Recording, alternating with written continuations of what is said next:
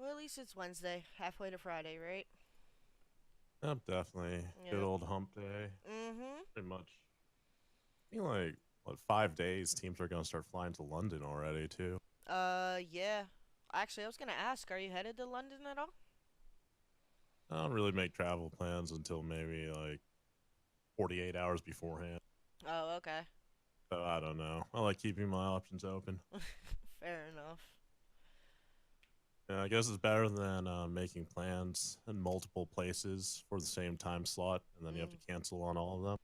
That's true. Yeah, because if something pops up last minute, then, you know, gotta cancel those Exactly. plans and people get upset and, yep.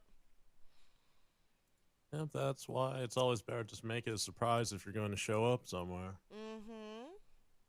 Works good for weddings, birthday parties, all that sort of stuff.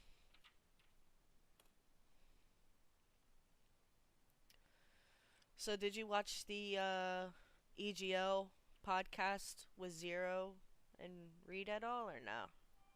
I watched part of it simply because I guess Zero was hosting it, Mm-hmm. and pretty interesting story that they had going on over there with Red Reserve. Kind of just highlights how a lot of this won't be happening next year with the sort of operators that Activision's trying to bring into the league. Mm-hmm. Yeah, I mean, it sort of kind of worked out in the end because you had Scraps and Zero go to phase, and then Joe rated and Vance went to denial. But I mean, it could have been a situation where they could have not had a job. I don't know, and that's really scary to think about. On top of that, too, I don't think their P1 visa would have been valid Mm-hmm. for forever if Yeah. they're not actually employed by some sort of American corporation Mm-hmm. or they don't have legitimate reason for being in the United States. I know those guys are stressing about it really hard, and I don't think a lot of people understand that. Most of these players, they're 19 to 22 years old, and then especially these international players, they're leaving their home country, flying to different continents, and just living in the United States. And a lot of people, especially fans, North American fans, don't understand the kind of commitment these guys put forward. So for them to potentially not have a roster spot or anything like that, it's really scary for them. Yeah. And so I guess shout out to Zach and Denial for stepping in and paying the rent Yeah, and apparently picking up he three of those paid players. he paid a good amount of money for them to pay their rent for a month, correct? I believe so. I think while watching that podcast that Zero was on, he said it's something like $30,000 or Mm. whatever. Apparently, I guess Red Reserve was supposed to pay for the rent for that house for a full year in advance, even Mhm. though that doesn't make sense to me at all. And apparently, they were a few months behind, so I guess Denial stepped in and picked up the tab for those guys. It's I pretty mean, awesome. But that's yeah, it doesn't really. Yeah, go ahead. nah, I mean that's nice of Zach to do regardless of, the reputation that he has in the community. It's super generous of him, especially for players that, weren't with him at the time. Definitely. My thing is, I guess there's a bunch of rumors going on around Zach or Denial, people trying to badmouth him or whatever. Mhm. Um, I don't know. I've never dealt with the guy personally. I've never met him, never spoken with him. Yeah. So I don't know. I, I try to just form my opinions on people based on what their own personal interactions with me are. Yeah. Yeah, people were thinking that Zach might have possibly done it just for the publicity move, more of a PR stunt to help cover up for the infamous video that came out, a couple months ago. But even if it is, it's still a very generous thing for somebody to do who is, somewhat new to the COD community. And definitely, and the thing is, I don't even know what video you're talking about. He, I guess I'm just not really plugged into all this Call of Duty drama. Stay uh, away from Reddit. Don't it's really read too much that Twitter. honestly But might what's it be about? a mentally safe move there. But there was a video that came out, whether if he was under the influence of alcohol or what, I don't know. But basically, he put out a video saying, "I'm 6'4", I'm tatted, and I will basically fight anybody who has anything to say to me." Very high school, college bravado, and definitely didn't come off well in the COD community.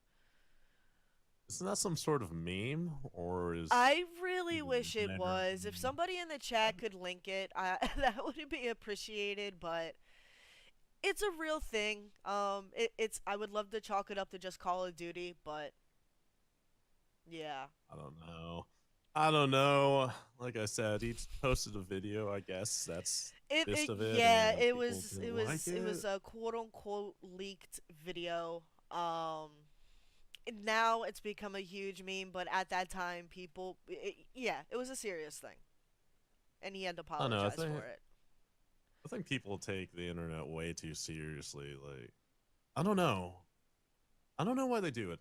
And isn't the internet supposed to be just a fun, non-serious place where you I can be think that's slightly how it silly about things? started. Yeah, but now everything has turned into everything's very sensitive, especially if you're somebody with a huge following behind you, an internet following. People are gonna pick up on things. There's actually something happened last week that involved Octane's girlfriend, where she was under the influence of alcohol and she went on a bit of a rant, calling another female fat and ugly and yeah. There seems to be a lack of a Uh, little bit of accountability in the industry right now, especially I in guess Call of COD's pretty Duty. wild. I don't Yeah. know. I heard COD was wild back in the day, but I guess it still kind of is. Mhm. I didn't hear about that either. Like I said, I just try to stay away from all of that sort of drama. But Mhm. I guess we're talking about next year, and I don't know how this would generally work out. But I do know that these Overwatch players they have to go through all sorts of sensitivity training, Yeah. sexual harassment training, all that sort of stuff. Because obviously the Overwatch League was Activision's first attempt at a franchise league, Mhm. pretty much set the bar for future esports titles to come out, Yeah. and they need to protect the image of the league completely. So they have those players go through all that sort of training. They'll even find players for publicly criticizing a patch or whatnot.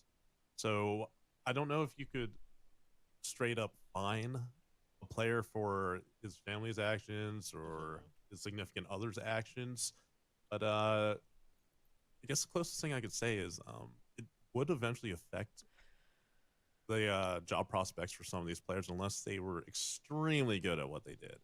For Yeah. example, there's a cornerback in the NFL named Brent Grimes. He plays for, well, at the time he played for the Miami Dolphins. But let's just say his wife was a little crazy.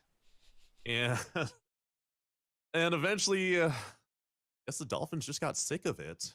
And other teams just got sick of the act too. It's, I guess, bringing it back to the NBA as well, you can look at LeVar Ball and his handling of his son Lonzo being on the Lakers. Yeah. And teams just don't really want to deal with headaches like that. And if you're not good enough, and thankfully Octane is, so this should never be a question of his talent. Mhm. And some of these players that bring, I guess, these negative vibes around Yeah. or cause drama through through their own actions or just indirectly themselves, are going to have a tough time finding a job in the league. Yeah, that's kind of similar about what happened with XQC, the Dallas Fuel player, where I believe it was just two strikes and he was out. The first instance, he was actually fined by Blizzard themselves. I believe it was for $2,000, but Fuel took it upon themselves to bench him for 4 games. So I I mean, heard about that. yeah, yeah. The Overwatch League was very strict on him, and to me, what he did wasn't something that warranted that hard of a hand. But it kind of just shows how serious they are.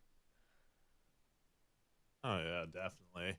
And I'm sure with Call of Duty is going to be the exact same thing. Now, I know last time we talked about whether players would be ready for such attitude change or just a general change in the scene, change in professionalism. Yeah, I think absolutely. it's going to be an even larger culture shock for them than it was for the Overwatch players. Because with Mm, the Overwatch League, that was a brand new league. The game was created specifically for esports. Blizzard actually probably created it yeah. knowing that they were going to make a franchise league for it.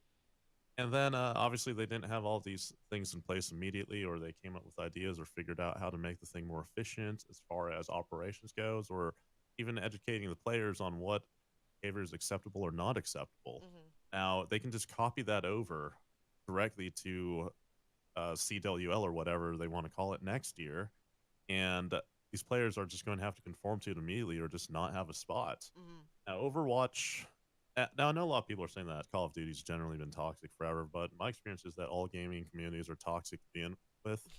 It's Overwatch, I guess, just never had that stigma attached to it from the start because it was immediate. The league was Mhm. immediately there, so there wasn't really a chance for the competitive community to develop on its own organically like Call of Duty has Yeah, over the they years. call it the league was typically it was actually developed, I believe, within 2 years once the game came out. So typically, like generally speaking, the competitive community over there was young. Definitely. And then it's you can see the same thing too right now with Apex Legends streamers, Apex Legends pro players. Yeah, Game comes out and then there's immediate stars just born overnight. Some guys who I guess were just graduating from high school, yeah, working their 9 to 5 at their hourly paid job, now have hmm 20,000 subscribers on Twitch, and they don't know what to do, how to handle that newfound fame and success. yeah, But that's why it's going to be extremely interesting with Call of Duty next year because we have some really big personalities in the scene and I guess part of what the draw is to Call of Duty is how visceral the scene is too. mm, Right now, we have players just freely tweeting their feelings, their thoughts, whatever out there. hmm Obviously, some of it's not exactly PG type of material. But the thing they need to understand is that Activision and the Overwatch League, they don't even want PG. They want G-rated material yeah, here. yep, So some of these guys might have a few issues translating over, but there's nothing that a few fines wouldn't fix. I'm guessing, unless yeah. they really don't like their money. That's, Well, that's interesting part that you bring up. You know, players with big personalities. If Activision is going to be following the same thing that is going on with the Overwatch League, Overwatch players, when they're signed to a team, they sign an annual salary, and they are also given 50% of win and revenue share. Which to me, 150K, a year might sound nice, but some people are really wondering like about this revenue model that Activision has planned. Like some players are walking into this as of right now making 20K a month, uh 50K a year according with the math. With 20K a month to 50K a year, that doesn't exactly equal out. So do you think this 50% win and revenue share will work out well for players in the end? all right. Well, first thing to understand is that in Call of Duty right now, salaries are overly inflated, and you can look back to Activision. Actually, before Activision came out with the CWL, the World League, look at the top prize pools outside of that before. We weren't getting 100,000 prize, well, 100,000 first prizes for winners of the tournament. I guess what the top prize before was 10,000 for first prize finish for first place finish. Sorry. Um, right now the problem is that Activision in the past few years has just been heavily subsidizing these prize pools, and I don't know if the actual local revenue is there Mm-hmm. for Call of Duty without Activision being around and inflating these prize pools. So I guess you could look to the past WGN event that was up in Toronto a few weeks ago. What was Mm-hmm. their max prize there? Uh Was it the 20,000 Canadian yeah, dollars for yeah, the first the place? pool wasn't really high. I can double check it, but I believe Uh, first place was like 20K, or the pool was 20K. yeah, the pool's 20K, so then and that's Canadian dollars, obviously. So Yes, yes, then yes. I figure each player got what $3,600 equivalent of American dollars. And so I know a lot of pro players didn't even feel it was worth their time to get out of bed to fly up there, even though their First place organization got was cover it. $25,000 plus a trip and team pass to CWO Anaheim. Okay, and obviously for pro players that doesn't really matter since MLG is already paying for their Yeah, travel and I to was about to begin. say, so if you split it right down the middle, it's about 5 grand per player. Yep. Well, Canadian dollars, obviously. Canadian, So that's yes, of about course, yes. yeah, that's about 3,600 US dollars. Mhm. Now, so the other thing is too that most of these Call of Duty players, they've been posted this on Reddit and Twitter. Standard prize take that Call of Duty org takes is between 0 and 20%. Yeah. So let's do the math on this here. So let's imagine what's first prize at a CW event this year? 100,000 for the team. At champs, I believe the main pool for first place is 200,000 for the first place team. 200,000 total or Yeah. 200,000 per Total, player. total. That seems a little low, but let's even say it's $200,000 per player, so it's $1 million for the first prize at champs here. Let's say the organization takes the max 20%. Well, the max I've heard of, as far as Call of Duty goes, The 20%. Yeah, entire so it's pool for 200. CWL 2019 is $2 million. Okay, so okay, the entire pool. The entire pool Okay, is so 2 million. okay, okay. Do you know what the first place prize is? Um, I can look. I'm looking through the article now. Let's see.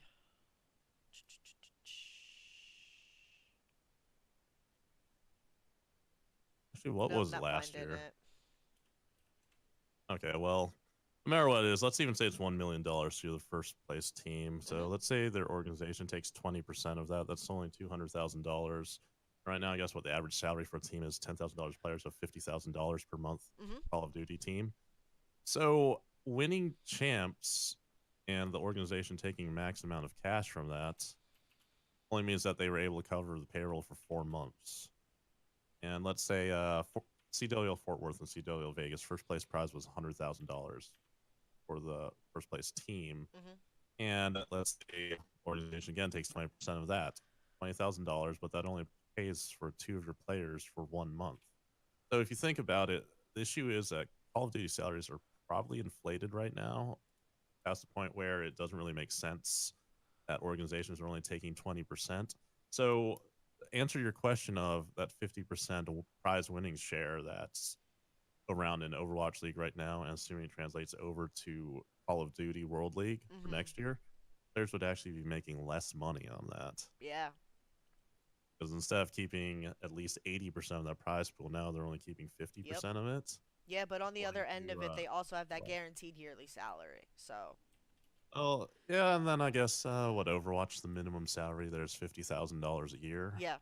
So I guess you could let's say you're on $100,000 a year in Call of Duty, but you don't know if you're going to get dropped whenever. Mhm. And if you're unemployed half the year and you made 10,000 a month, really you only made $50,000 on the year. Yeah. I guess that's fine, but right now the issue with Call of Duty and these prize pools is that these players expect a giant salary, and if you're going to want a giant salary like that, which Mhm. means you have a guaranteed steady level of income, Yeah. an organization probably be taking at least 50% of that prize pool because outside of that, what's the point? Now, in the past for the World Series of Poker, I sponsored a few players, and that's pretty common in the poker scene there.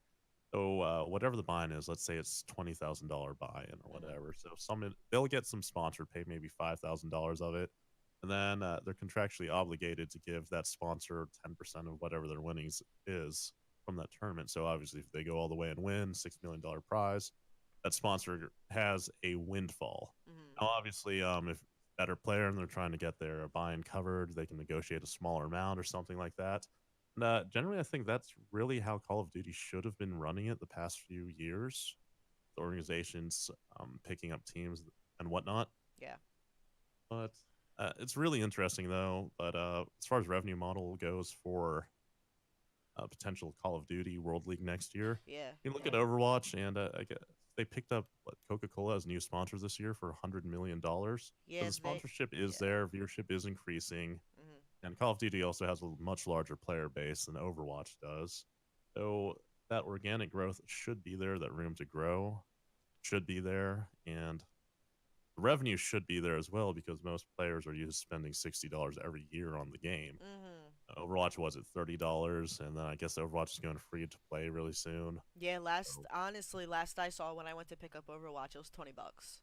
And like, if you're a gamer, $20 is just that is so much easier over $60, obviously. But of um, course. that was gonna be my next question. Was how do you feel about a possible three studio rotation for a franchised game? How's that gonna work? Well, the franchise game, there's no real difference in it really. So we just do the same thing we do now, where you have teams, but instead of relegation or qualifying, you're just mainly locked in with your franchise fee, so you're there forever. So they can still rotate all those studios around if they want, especially because that is one of Activision's breadwinners right there. Mhm. Yes, their total lifetime revenue from Call of Duty is over $20 billion, something insane like that. Yeah. And then Yeah. yeah, they're not going to give that up now. Whether we see some sort of competitive only build made separately. Yeah. That's a possibility, but at the same time, too, if you think about Activision likes MLG and CWL how it currently is because it serves as an advertising platform for the newest game, Mhm. and and obviously, if the viewers don't find what they're watching entertaining or find they can't relate because it's a completely different game than what they want to watch or what they want to play, then they're just not going to tune in, and if they don't tune in, there's no advertising potential. It means less revenue for the league. Mhm. Yeah, I mean, some of the pros are worried just because Call of Duty seems to be a little bit of a inconsistent game with the patches. I mean, there could be one day where the saw could be amazing, and the next day it isn't what it used to be. It's weaker, it's stronger, whatever. Where you have other games like CS:GO, obviously, where they've had a model which has stayed solid over the years. Do you think there might be a plan of Activision's to leave the game a little more on the exciting side? I'd imagine so because that's what people want to tune in for. Let's look at traditional sports. Most exciting thing in traditional sports are lead changes. After that, it's scoring. Mhm. After that, it's highlight reel type of plays. Now, if you if you I guess dull the game down so it's really very methodical and very slow, and a lot of the excitement goes away, and then a lot of viewers wouldn't find it interesting. I guess it's the reason why some people don't like watching golf or tennis or Mhm. one of those slower sports out there or something with a lot of downtime. One of the criticisms about Major League Baseball is that if there's a pitching change, you have to sit there for 5 minutes while he does his warm up, stretching, all that sort of stuff. Or let's say it's a pitcher's duel. Nobody's ever getting on base, nobody's scoring, nothing's happening except guys striking out, walking back to the Mhm. dugouts. It's not exactly very entertaining for most people. Yeah. I mean, that makes sense for people like me anyway who enjoy, some of the esports like Fortnite where there's a change almost every single day.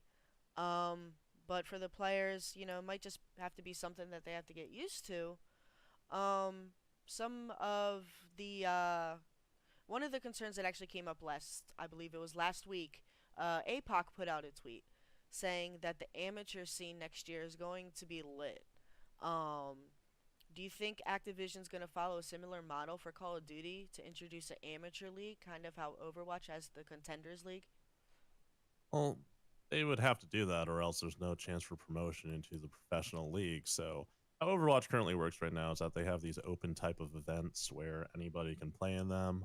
And then I'm sure they have scouting combines for contenders teams to actually find talent that they want to sign to their contender roster. Mhm. The contender league is obviously like their minor league system. They have their own championship, their own schedule, that sort of Yeah. stuff. And then the top level teams pluck their talent from there.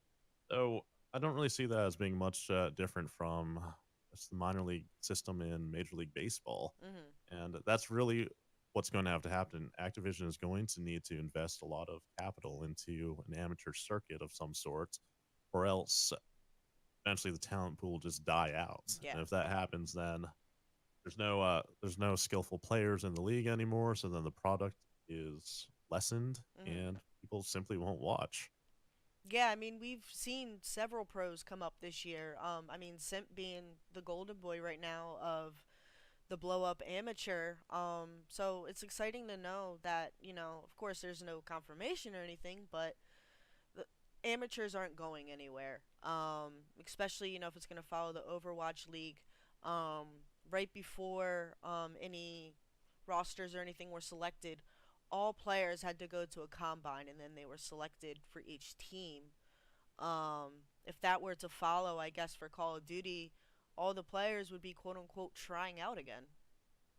Well, I don't really see that happening in Call of Duty because most people should know who the top players are. So, no, Tommy Zuma is getting a lot of flack right now because he hasn't been in the league the whole year he has been playing. So people Mhm. forget how great of a player that guy is. Yeah. Yeah. I There's mean, a he's reason grinding that every day. Phase He's is still streaming. exactly. There's a reason Phase is supposedly paying him $20,000 a month Mhm. because he's a great player, great personality, and he's great for the scene. Not just because people don't remember what he did, um, because he hasn't been in the league this year, doesn't mean he's a bad player. He's grinding it out. He's playing money tens with these other pros till 3 a.m.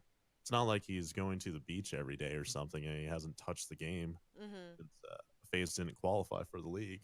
And I Yeah. also know now too that he feels like he got a second chance, and he has a great roster. They were able to pick up scraps. They were able to pick up zero, and yeah, he's hungry. He's hungry to show everybody how great he is. I even saw, I even saw people are just trying to trash him on Reddit, and then he had to respond there.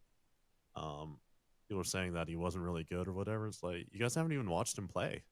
Just open up his stream, just watch him play. He's still one of the top picks when people pick tens teams. So, Yeah. uh, I mean, especially for Tommy, he's one of my favorite players. I mean, he's from New Jersey, like I am. But besides that, every time I tune into his stream, his vibe is up. He's excited, especially since the new phase roster got announced. All of them are just laughing and having fun with each other, and ready to scrim. But one of the issues that's come up specifically this week is scrim management. A couple teams have been late to scrims from players either purposely being late, oversleeping, things like that. And we talked a little bit about it last week about just player accountability. And if you show up to scrims, you might be show up to scrims late. You might be fined $10,000. 100 Thieves Crowder, actually, he implemented a new system where if you are late every minute, you are to gift him a sub to his Twitch channel, which is kind of a way of fining. Um, would you give us more on your thoughts of that heading in the next year?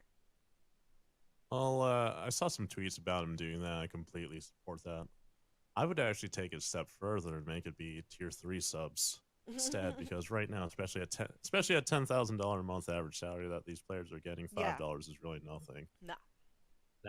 Next year, I would love to see $1,000 fines. If you're 5 minutes late to this practice, $1,000 fine. Mhm. Second time, $2,000. Third time, you lose half your month's salary. It just escalators like that, because Yeah. these players are going to have to understand that this is pretty much the big leagues now. These are the big time owners out there, and they won't take you being late to what actually is your job, your livelihood. Now, I guess it might be culture shock as well too, and I guess what I could relate it to is there's this old movie out there with Tom Hanks in it called That Thing You Do. Basically, it's this hometown band just comes up and they have this local manager at first. Then once they get their song on the radio and they want to expand out and make it to the big show, be on TV, be rock stars, Mhm. Tom Hanks comes in and becomes their new manager because he's from some big record label. And they didn't like how strict he was immediately, but message was that Tom Hanks has been in the industry for a while and he knew what needed to be done to make people successful. Now, whether these players will conform to that because they want to be around the league or not, well, we'll see. But I think most of them will once they start getting fines that $1,000 for being late. So apparently COD burners in chat. Cool. Just wanna let you know. Honestly, Um I don't even have chat open. I'm playing Minesweeper right now. Honestly, I'm sorry, but No, you're fine. You are providing beautiful content while you're playing Minesweeper. I guess might as well just keep the ball rolling. Um so Lightning Pandas announced that they are closing this week. So what do you think? Are more orgs, smaller orgs like that going to be closing with franchising coming into play? And not just Call of Duty. Rainbow Six is also going to be franchising as well. well, here's the thing. I saw that announcement from Lightning Pandas. I guess they were managed well, they were operated well, but I don't necessarily understand why they have to close down operations. We're still going to have an amateur scene next year. Now, maybe you won't make it into franchising, especially if you don't have bankroll of maybe 500 million or Mm-hmm. whatever Activision really wants. Doesn't mean you need to necessarily close down shop, especially since Lightning Pandas, I know, was started by guys that are really passionate in the community maybe 5 years ago, YouTube trick shotter type. So it is sad to see them go. At the end of the day, I know it was Karos Media or something that was funding them, and if Karos Media doesn't see it as a worthwhile investment, then I guess they made the right decision to just cease operations on it. Yeah. But it's really sad to see go. Yeah. That organization. They always had great jerseys, in my opinion. I mean, I've So, loved it. I mean, of course I'm biased, Lightning Pandas, but their jerseys were definitely cool. Around last year they got a little bit more of a bump because they picked up Censor. But as somebody who's also a fan of the fighting game community, they definitely had some stock in there. So it's sad to see them go, especially the way that they did. But at the end of the day, I'm glad they didn't crash and burn like Red Reserve did. yeah. Oh yeah, definitely. So obviously, Red going bankrupt was a terrible thing. But I guess they just didn't really do in-depth analysis of the financial landscape of Call of Duty. They thought that they could pay $50,000 a month, and especially for a European organization, I don't know how they would have ever covered that payroll. But that goes into another topic of orgs pretty much taking investor money, not spending it the right way like a standard startup would. Mm-hmm. The main issue with Call of Duty organizations and funding and sponsors these days, because these are giant buzzwords all throughout esports right now. I think it's so easy to get sponsors all the time. Like, let's just start an organization. I'm going to hit up Scuff. I'm going to get us free controllers. I'm going to hit up G Fuel. I'm going to get us a G Fuel content house. But then they're not really thinking, why are these companies giving you money to begin with? It's because they think they'll make more money off of you. They see you as an advertising avenue. Now, problem also is too that a lot of these organizations that have folded weren't really managing their funds right. They didn't really hire anybody with any sort of financial background or any real operations background. So the thing is, when you raise money in a Series A or something like that, or you get some sort of seed investment, a lot of that isn't really to make payroll. Yeah. And that's the issue a lot of these orgs were doing. Maybe they'll get $500,000, but they'd immediately use that to pay their players or pay their staff, as opposed to using it for capital expenditures to grow out your business. Things like buy more infrastructure, maybe spend more on an analyst or something to improve your product, hire a CMO, hire an HR person. But a lot of organizations weren't doing that, like I said. Instead, they were just taking that cash and pretty much using it to pay off their current debts. So then what would happen is they'd expect more cash. So honestly, the investors that their new rounds of investors they were taking in, they were using that to pay off their debts to previous investors. Mm-hmm. That right there is the definition of a Ponzi scheme. I know that word is thrown out way too often, Yeah. but that is the actual definition of what a Ponzi scheme is.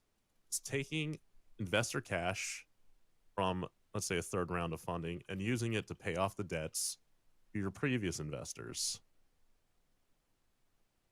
And that's just generally the issue with a lot of these esports organizations right now. And I don't think people understand that investors don't put in money just to never see it again. Of course, there's a risk that they'll never see it again, but they don't go into any sort of uh, investment scenario 100% knowing they're going to lose this money. Yeah. Yeah, I mean, you said last week that Activision's not even gonna look at orgs that don't even have 100 mil in the bank. Clearly these Not even a orgs. 100 mil. I'm going to be blunt. I'm going to be blunt. Okay. Okay, so you're asking, let's okay, what was the highest an Overwatch team was sold for? I guess 60 million, right?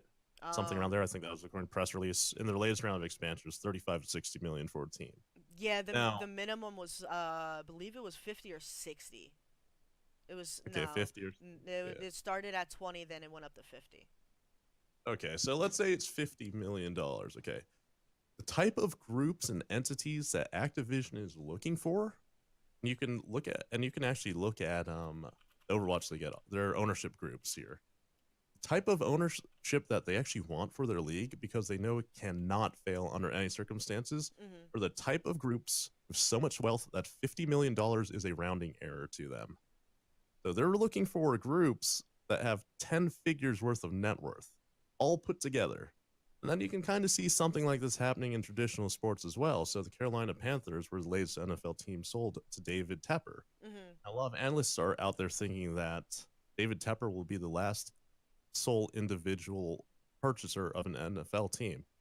Oh wow. Future of the NBA and the NFL, especially with these skyrocketing valuations, Mhm. actually is some sort of corporate ownership group out there.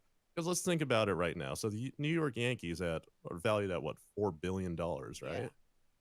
So obviously, a guy with $5 billion, he could afford it. well, I don't know if he could necessarily afford. So let's say Mark Cuban. He generally sits between 3 billion to 4.5 billion in net worth. Mhm. So I guess technically he could buy the Yankees, right?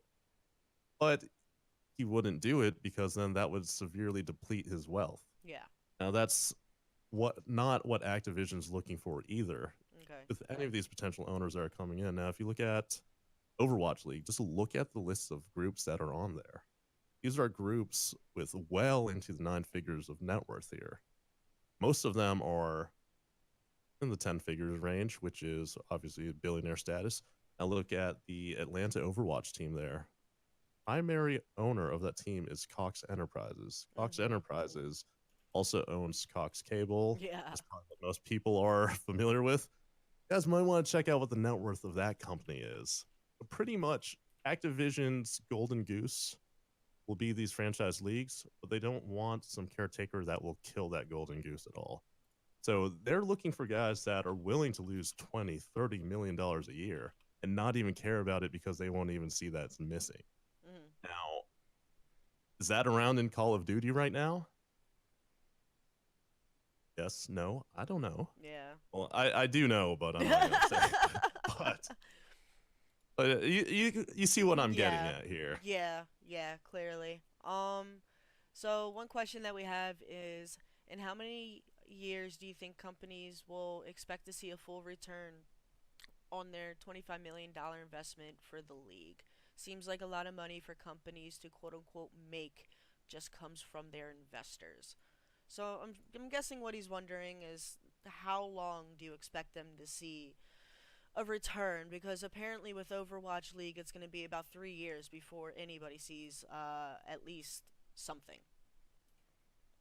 Okay, well, that stat's only around because year three is the first year that Overwatch League is instituting revenue sharing. So I guess you could say that they're getting some sort of income from the league at that point in time, which would include the league's media broadcast rights, such Yeah. as streaming on Twitch or on, what was it, ABC? I think that's the channel they're on late at Yeah, night they right got a now. deal with Disney to go on ABC. They're Okay. also broadcasted overseas in a couple. Yeah, they're. Yeah. All right. Yeah. So here's the thing. Outside of that, and since up until this year, they didn't have home games or whatever, so they couldn't make money on concessions. Mhm. The only thing that these Overwatch teams could try to do was try to sell local sponsorships on their jerseys, something like that, or Yeah. some gaming peripheral company. So I guess some of them were sponsored by Logitech, some of them were sponsored by Razer, something like that, or Yeah. Cyber PC. Mhm. But generally with the geolocated franchise model and with a home base of operations, you're going to be able to sell tickets, you're going to be able to sell merch, you're going to be able to sell concessions, and really concessions are a giant moneymaker for traditional sports teams as well. Like eliminate all the concessions from these arenas that the NBA teams play in and NFL teams play in. Yeah. That's a severe dent to their pocketbooks there because then after that they're just relying on merchandising, they're relying on the money that they get from their split of the TV deal that their league has with whichever broadcaster out there. Mhm. Now, to answer the question about break even time, I guess a lot of the modeling out there, well, a lot of these groups, they probably did their own modeling, especially based on their home markets out there. But most of these people that are investing are willing to run in the red for 7 to 10 years before they Wow. start seeing any sort of return. That's the thing about esports and franchising. It's not a get rich quick thing.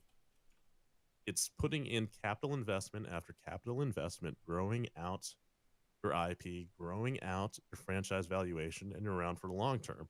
The Mhm. New York Yankees in what 1906 when they were first created, they weren't really worth anything for maybe 30 years. Yeah. Yeah. That's a good point. Like teams, uh, I guess a lot of people right now though see these skyrocketing valuations for NBA teams or NFL teams, and then they're just really concerned about valuation of these brand new franchise teams that are being added Mhm. to the league. So hey, let's look at the NHL with the Las Vegas Golden Knights since they're a brand new franchise. So obviously, that ownership group had to pay what $200 million for that spot or whatever. So valuation on that franchise is at least $200 million. Okay. But that was already an established model. The league's already been around for what 50 years. Yeah. Yeah. So there's already built-in revenue streams, and it's not like the NHL just started yesterday. I guess closest comparison would be something like the AAF, the but the Alliance Football Association, whatever it was. But you can see how difficult it is to actually start a league because the UFL tried to start a league. USFL was another football league that failed. Obviously, XFL failed. And in the basketball, we had the CBA, and granted, that really failed as well too. Mhm. And some of those teams had to go over to the NBA eventually. So it's not a get rich quick thing where you're just going to be able to snap your fingers in 2 years, your 25, 30, $40 million investment worth 10 times what you put into it. It's going to take a lot of hard work. It's going to take a lot of experimentation. And then, of course, it's going to take a lot of growth in the industry itself. Mhm. And esports and competitive video games just have to reach a ubiquitous stage in the household. Now, there's immense growth out of China and Asia with esports. We see this a lot too in South America, especially Brazil for CSGO. Europe, I guess market analysis on that shows that Call of Duty is really big there as well. But really, the two main markets that Activision is probably going to have to look at, well, three probably, are going to be United States, the UK, and I guess, and then which I forgot what the third country is, but you can find the stats last year from the national circuit. Mhm. Actually, showed the player counts for everyone registered that was trying to play in the amateur circuit. Yeah, a lot of fans expecting these teams to just straight make money immediately. Yeah. That's the fan Or perception. yeah, but that also goes into saying why Activision isn't just looking for dudes with $100 million to Mhm. burn just on COD. Yeah. They want guys that have $300 million to burn on Call of Duty, burn it on Overwatch. And the people who have $300 million to just burn like that Mhm. have billions and billions and billions of dollars. Yeah. So I guess this goes into answering, are we going to see a lot of these organizations around next year? Answer should be no. Yeah. Sorry, somebody in chat. Franchising would eliminate the amateur circuit. Viewership would go down. We actually covered No. it earlier. It will not. Actually, if anything, this helps the amateur Of course. circuit Of from course. what Edgar But said earlier. I'll also think about it too. So obviously, these organizations, not organizations, well, business entities coming in, purchasing a franchise, Mhm. willing to lose 9 figures worth of money on this. This means that they're committed for the long haul. This means Activision is committed for the long haul because it would be a doomsday scenario for them if this league failed. With all the amount of money and connections, sweat equity, intellectual capital put into these two leagues here, if they were to ever fail, Activision's stock price is taking a giant plummet. Bobby Kotick with a $60 million bonus, that's not happening anymore. He's out of a job. Mm. All these top level executives are out of a job.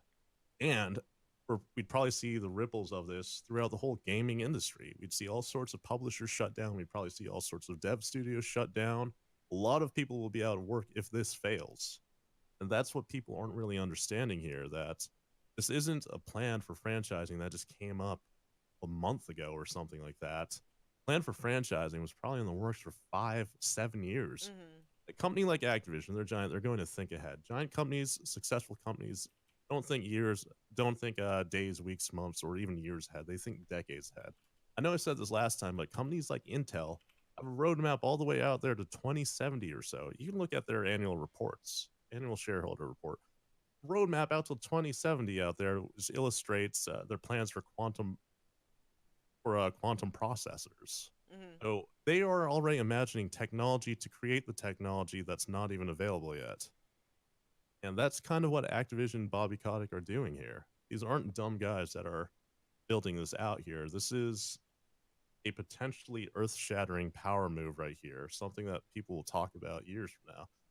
Just almost as big as something like the internet right there. And it's also interesting as well, too, when we talk about revenue streams, because nobody really envisioned online viewing of NBA games as being a giant revenue maker. I So the certainly NBA didn't. so the NBA actually signed some awful contracts back in the 80s or so. Mhm. So I forgot what the owner is, but for the longest time when the CBA was folded into the NBA, they only had space for 4 teams and there were 6 teams. So two of the teams had to be left out. So one of the teams took a buyout to just disappear. And then the owner of, I think it was the Kentucky franchise or whatever, he was smart enough to see where broadcast rights were going. So instead, what he did was he signed a deal with the NBA to make it so that he will be a perpetual ownership split for all their revenue. Mhm. The guy, his family hasn't had a team for 40 years, but he's sharing in this multi-billion-dollar a year industry with all of that television revenue. So for a while, he was getting $100 million check for nothing. That's the sort of forward thinking that people at Activision, people at EA, even Riot have these days here. Mhm. But yeah, so eventually the NBA bought out that right so they could stop paying him for some ungodly figure. But for a while, the NBA was throwing attorneys at this all day. Like, if you could find some sort of loophole to get them out of that deal, then they probably would have given you $100 million yourself. But like I said, this is the forward thinking. This is the intellectual capital that's being invested into franchising here. Yeah. And I know it's a little difficult for people to just conceptualize, but we're in for some good times. And that also means that the amateur circuit will be built out. Because if the player pipeline, the talent pipeline dries out and dies, the league dies. So whoever thinks the amateur circuit's gone, they're in for actually a good surprise. Yeah. That's exciting. Another thing, I mean, you mentioned people coming in that have, necessarily the time to spare and the money to spare. What do you think the ratio is going to be for already established teams and orgs compared to newcomers? Well, there's no reason that Activision would ever agree to allow certain organizations to keep their brand Mhm. in CWL franchising. Just like look at Overwatch right there, and then we actually Yeah. talked about this in past podcasts. So, Mhm. guess if anybody wants to know more about that, we had this in-depth discussion on why org names couldn't stay from both a business perspective and a growth perspective, just a logical perspective. So I guess that's somewhere on YouTube or whatever. So I I'd already suggest got listening it. to I put it that. in the chat for Cool, you. cool. But I guess to answer your question, what percentage will still be around? I would say at most two, but that'd only be because they might be in an operating type of role where I guess the equivalent would be how Equilini Investments was actually the owner of the Vancouver Titans in the Overwatch League, but they Mhm. hired LG to just run their team for them. You could see something like that. But outside of that, maybe only one team will have a significant ownership stake in a Call of Duty World League team. Wow. Wow, so we really are in for a shakeup going into 2020. Oh, yeah, I'd imagine so. Yeah. Well, this is obviously just based on just looking at what's Mhm. happened with Overwatch and the groups that came into it. I guess a lot of people weren't really expecting it because Overwatch was new, and people were like, "Oh my god, okay, so it's brand new ownership groups. Okay, that makes sense." But there's a reason, but there's really a reason why not all of these giant orgs out there got a spot in Overwatch League. Yeah. And even which team was it that qualified for Riot's LCS, but then they still didn't give them a franchise spot? Oh, I think it was Pretty like big one. Rogue or somebody like that. Uh, I can't like remember. CLG or something. Does CLG have a League of Legends Oh team? yeah, yeah, I yeah. don't really want to League. Yeah. Okay. Yeah, but it's one of those giant orgs that was just left out. I think Immortals was actually left Immortals. out as Yep. well too. Yeah. Yep. That's let's see, that's an interesting thing. So Meg Whitman, I guess last year put in $30 million into that. Um, yeah, so it's crazy to think about it. A lot of not really crazy to think about from a business perspective that a lot of these traditional organizations won't be around anymore, or at least in Call of Duty. But honestly, I don't see that as a bad thing. And then I know we talked about this before, though. What's going to happen to What's going to happen to these organizations that were really founded in Call of Duty or so? If their players, if that they don't have a team and the players have to go to some other org, Yeah. and that's really the disconnect too that I see that fans don't understand. These I don't even consider Overwatch teams as an organization. I consider it as a team, just its own separate entity. Like if I owned a Call of Duty team and an Overwatch team, I consider them two completely unrelated things there. Yeah. So let's say, for example, if FaZe is not around, okay, and Zuma and Attach are playing on, I don't know, the Albuquerque Angels or whatever in the Call of Duty World League next, right? They'd be on that team, yet they could still say they're in FaZe Clan. And I see that I see organizations really moving more towards some sort of talent management role or some sort of coalition or alliance. Like look at Juju Smith. He's primarily a player for the Pittsburgh Steelers, Yep. but he's in FaZe Clan. He He is. doesn't Yep. play for FaZe Clan in the NFL. No. There's no issue with it. There So was actually why an couldn't NBA player who wore exactly? phase across the back Yep. of his shoes. Yep. So it's like, why couldn't a guy like Attach play for the Albuquerque Angels or whatever and still rep FaZe Clan? So I still think these organizations, especially these larger ones with a lot of social media following, will still be around and still be relevant. Just because they don't own a team doesn't mean that they have to disappear or just simply not be involved in Call of Duty or anything in any form or fashion. Yeah, I mean, even though FaZe, started with Call of Duty, they have a huge following over with their CS:GO team. Well, it's not. Well, if you think about FaZe, let's take a look at FaZe. Their most popular members are vloggers. Mhm. They're influencers. They do not play video games much these days. Yeah, they'll play Fortnite. Yeah, they'll play Call of Duty every now and then, but they're not really in the competitive scene. And I know how FaZe is actually structured kind of interestingly. So there's this actual parent corporation that has FaZe split up into two different side companies. One is the entertainment side, the other is the esports operations side. So people on the esports operations side can't really do anything about the entertainment side. You know, all those bloggers they have or whatever. But all the Fortnite players are obviously on the esports side. Yeah, Now, Tfue, yeah, Cloaksy. I mean, yep. Tfue, he hasn't even he blew up within the past year and he's already at 10 million YouTube subs. Yeah. Eventually, I think he announced that he was retiring from competitive Fortnite. It's just going to He grind it out and stream. yeah, he's hinted at that, which I don't necessarily blame him. Yeah, I don't blame him either. And yeah, eventually we're going to see him, especially when Fortnite gets stale. He'll probably just transition out to just being a regular vlogger of some sort. Like, look at the FaZe guys who started FaZe. What are they approaching now? Like 10 million YouTube subscribers, whatever. Yeah, They don't they're even up there. upload video game videos anymore. Mm-mm. So that's really what brunt of FaZe is right now. It's content. Content and influencers, Mhm. on the entertainment side, not esports or video games. So, like I said, we could eventually see maybe FaZe morphs itself into some sort of entertainment management company, kind of how like Yeah. IMG kind of did, right? Mhm. IMG, you guys know what that is. I'm sure. I'm sure. If not, you guys can Google it. But I could see that, but they'd be more of an esports centric But company for representation. Well, video game or online presence sort of representation. yeah. I mean, do you see that happening with COD where pros move over to content instead of doing competitive play? Well, that's the thing too. Some of the bigger ones might, though. The guys with 2 million YouTube subscribers or Mhm. so, but I mean, these newer guys like Simp, Yeah. new to the professional scene, obviously. Well, Mhm. for the CWL scene. I know he played big tournaments back in the day. He plays pretty well in them. But he's underage, so he had to sit out a few years because he's underage. Yeah.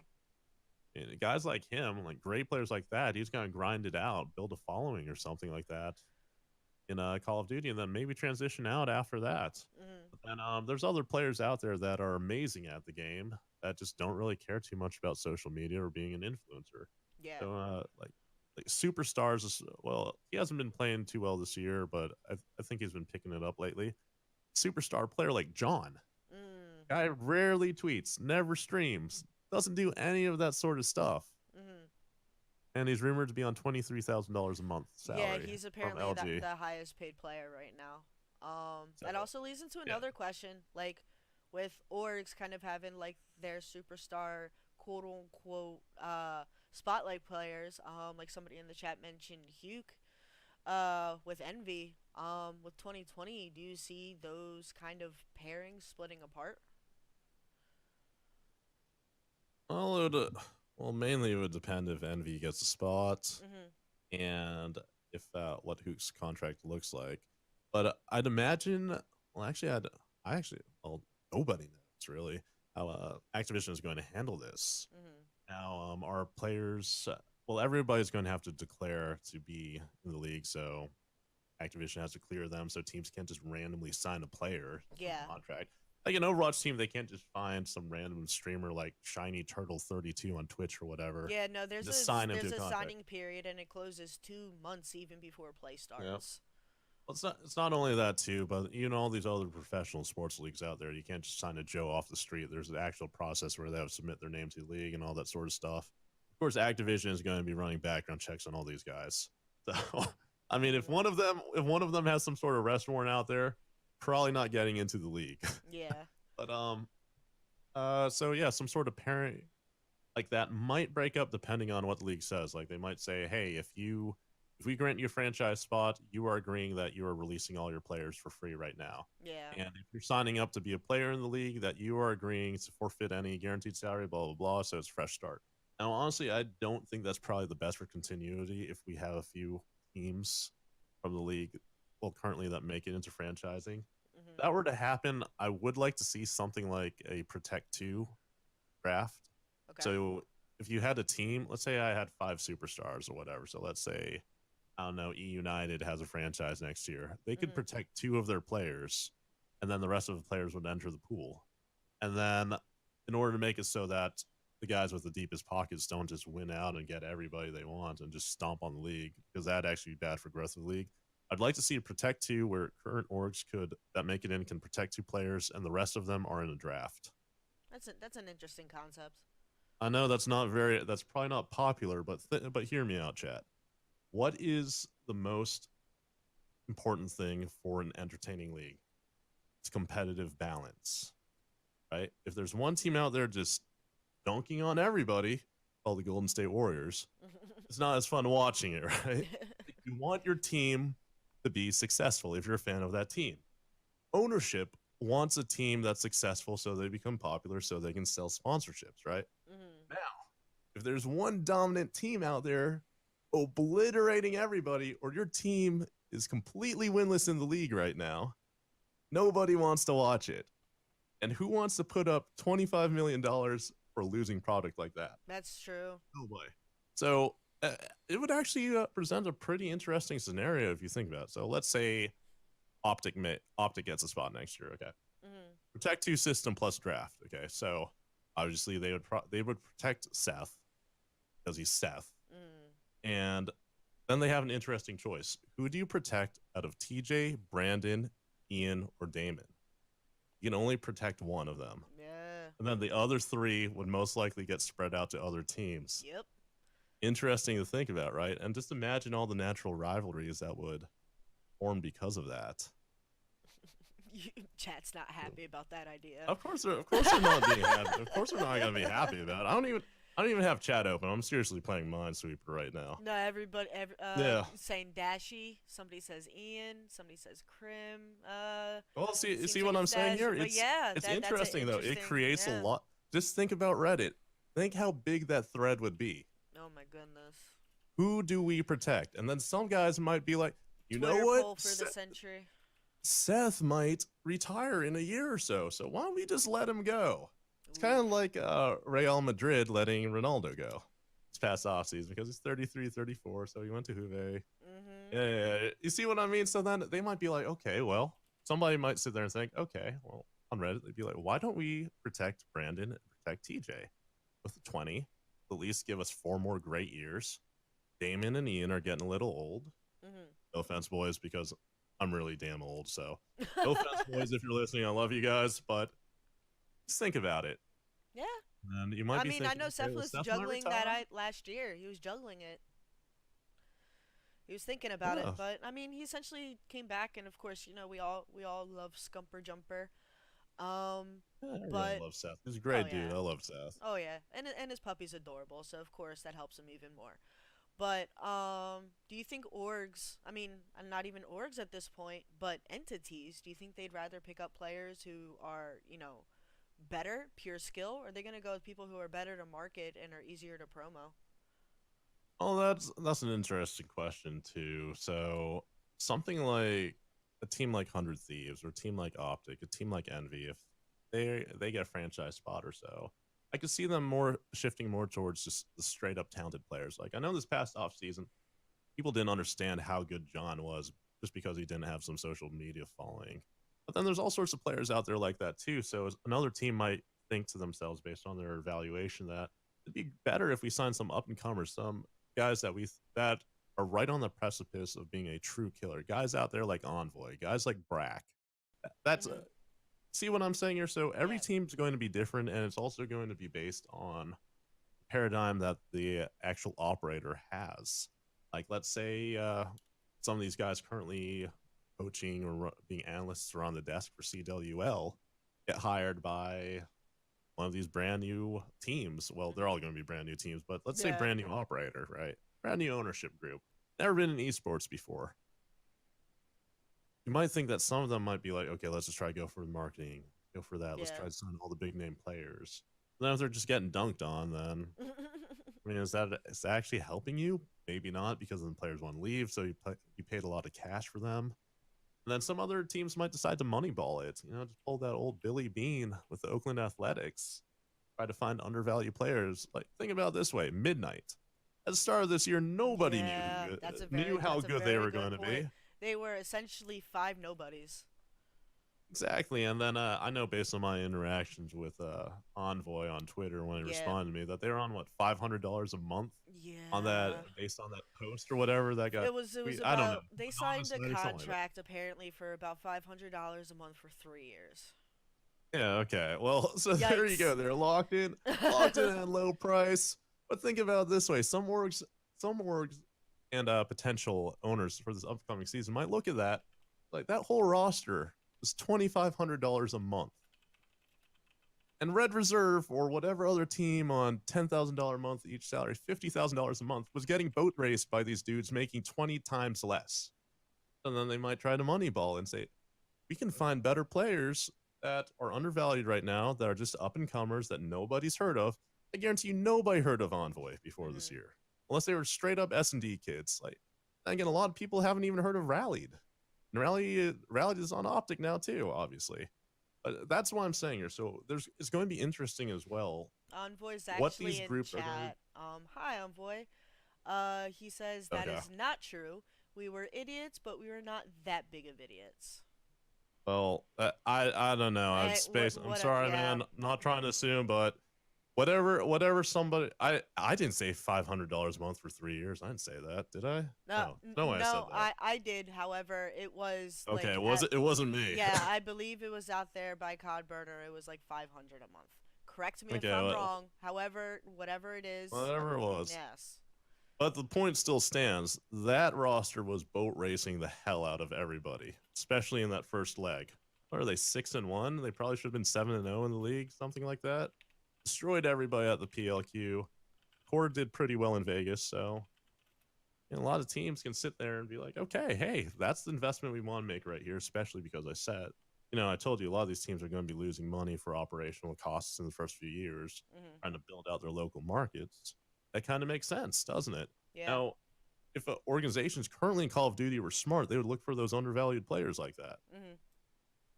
But a lot of them don't, or they want to try retreads.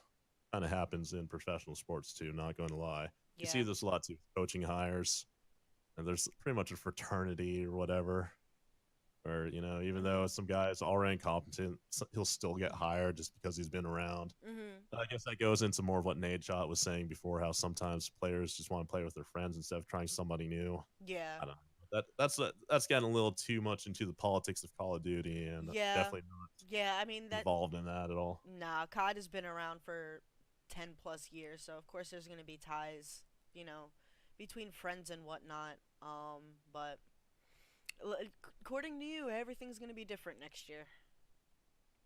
Well, it should be, honestly. Well, just think about Overwatch. How many traditional esports orgs really got into that? Mhm. And let's look down the list. We can look down the list right now. Hold on, let me pull it up.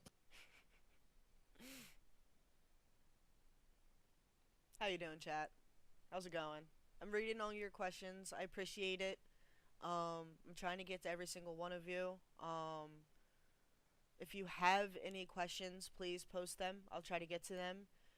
If you want to see our previous video, just do exclamation point Edgar vid in chat. That'll show you our video on demand. Um, yeah, appreciate you all being here tonight. Yeah, so let's look at the list. So we have Atlanta Esports Ventures. They're brand Actually, new, but so people are asking, are you getting a spot next year? I know this was asked last time. You can repeat the same thing.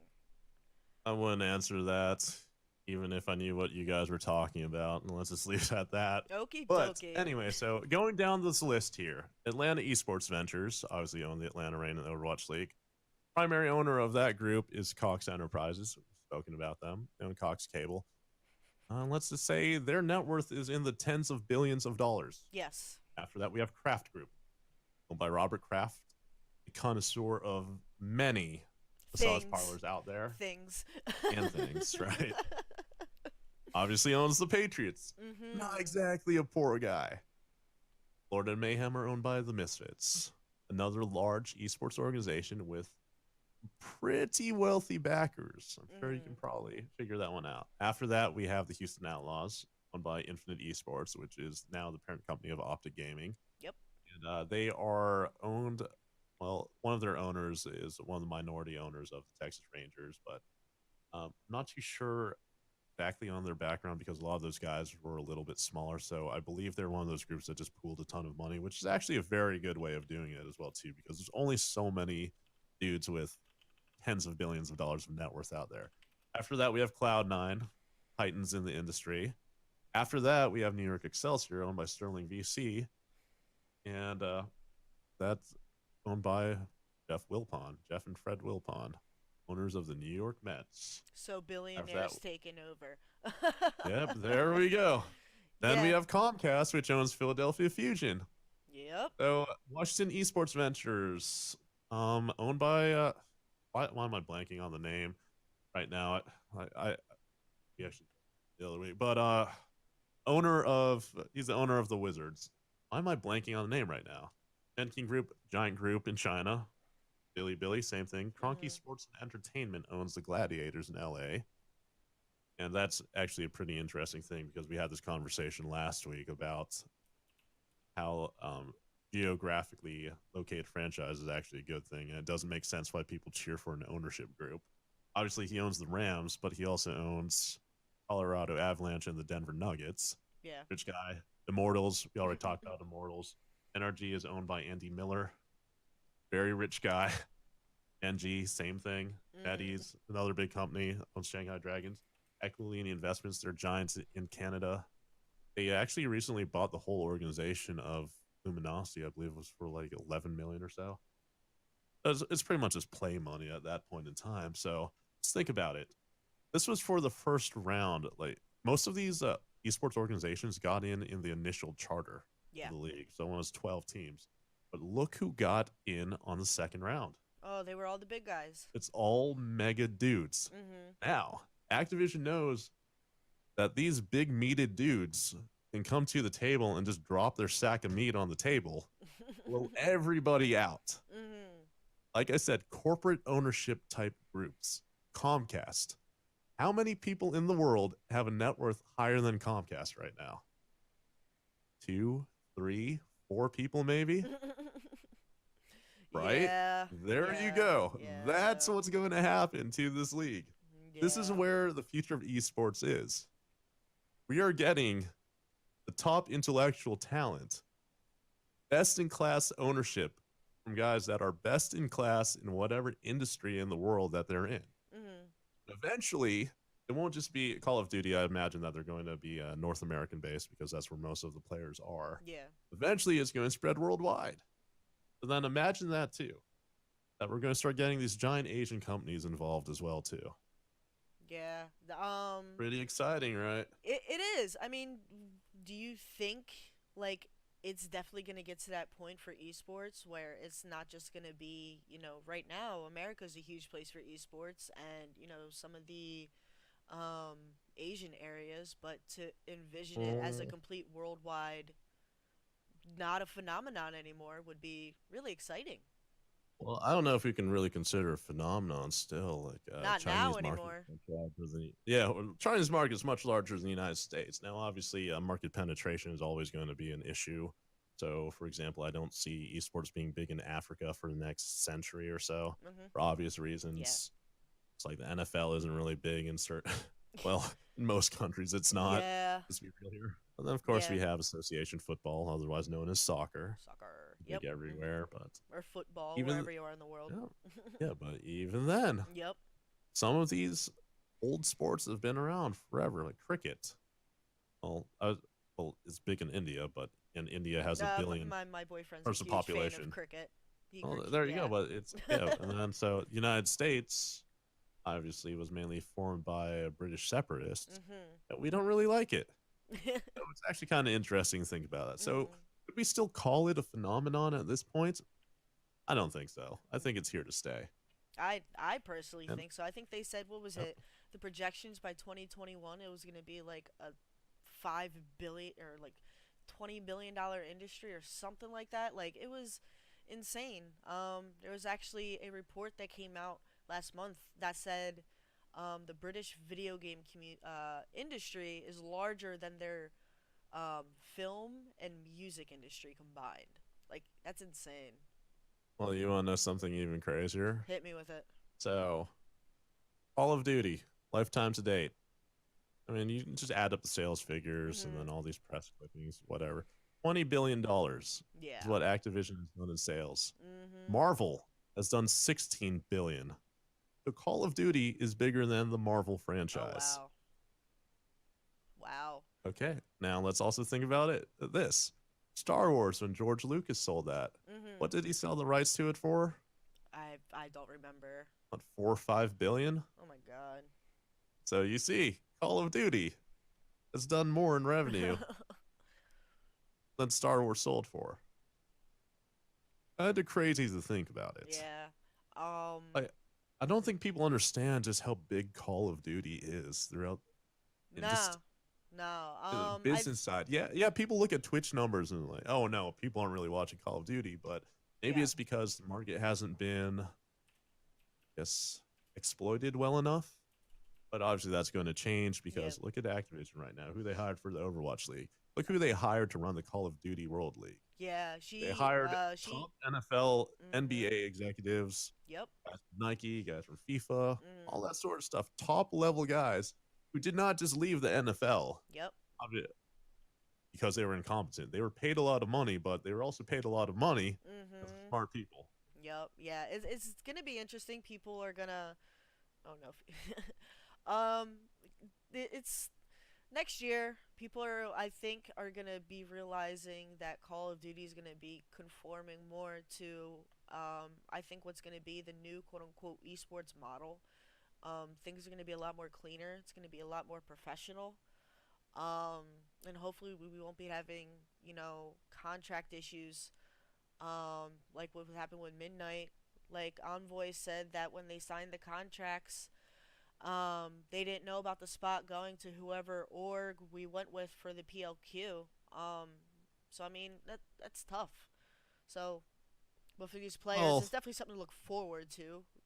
honestly, I'd see that as failure on two sides there. Obviously, players should have read their contracts. Hmm. If there are any midnight players around, not trying to roast you guys, but like you got to read your contracts before you sign them. Think through every single possibility that should be in there. Don't just listen to some guy or believe them if they're like, oh, well, that's in the contract, but we never do that to you. They would never do it to you, then why is it in the contract to begin with? Then, of course, there's failure on oversight on MLG's part, lack of foresight here. And when these rules came out, some people were actually tweeting about this. I know some pros did, but nobody really paid much attention to it. Some people, some of the more astute posters on Reddit noticed it. I know I immediately noticed it. Maybe that's just because I think a certain way. Like, pretty much just hire a lawyer to look over all your stuff because you are paying them to be skeptical on your behalf. And a lot of people aren't doing that. Yeah. But I mean, some players don't have that ability to necessarily have a lawyer look over their contract. So where are they left at that point? I guess it is just them reading as close as possible and dotting their I's and crossing their T's. Well, those sorts of players, the amateurs and stuff that are coming up in the scene are the ones that play at the PLQ or at Vegas. Mhm. Simply, I would say don't sign a comprehensive contract. Come to a simple agreement, lay out exactly what you want, specifically like we want $500 each to just wear your team's name on our jersey Mhm. and make it clear that there's no further relationship past the end of that event. Yeah. Why sign a 12-page document for something that's really as simple as, hey, you're sponsoring us for this event. We're going to wear your name on our jersey. Just think about like Little League Baseball or whatever. So Bob's Automotive or whatever, right? Mhm. Not really a really big contract. I mean, it's just, hey, I'll give you money. You put my organization name and you play under this name here. And then, of course, make sure you have payment terms. So paid up front, paid half up front, paid half after the event, blah, blah, blah, that sort of stuff. Outside of that, that's what I would tell amateur players to do, especially the ones that don't make into the contenders league next year too. So the ones Yeah. in whatever the equivalent of the open division would be. Mhm. Also, it's going to be pretty interesting next year too. I'd imagine that we'd have the open events, just like, well, when I say open events, it's not like open events. We'll call it like a invited combine or something like that. Yeah, Kind of like the yeah. NFL combine. Let's call it yeah, scouting combine. Yeah, there I we know they're go. not using the exact term. I know Riot is for LCS. That's fair. They're yeah. So let's just call it that. Let's call it the scouting combine. Okay. And obviously, right now, Overwatch also has these online tournaments you can enter, so you can meet people or whatever. So, and then you guys show up to the combine together. You play together as a team on LAN. Then, yeah, of course, coaches are going to be walking around. Scouts are going to be walking around. Yeah. Like a lot of players, I think, should really research how Riot does it right now, how they recruit for their academy teams. Okay. They'll just find some random streamer, honestly. And obviously, the LCS roster doesn't just sign random people from Twitch or online gaming or whatever.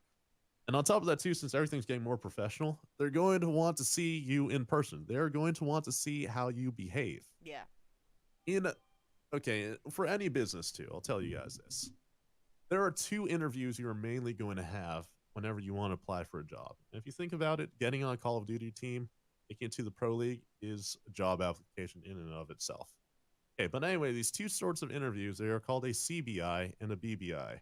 CBI stands for competency based interview. So Mhm. pretty much the equivalent of Call of Duty is, can you shoot straight? Are you good at the game? Yeah. Second thing they're going to consider is the BBI, which is called a behavior based interview. What kind of teammate are you?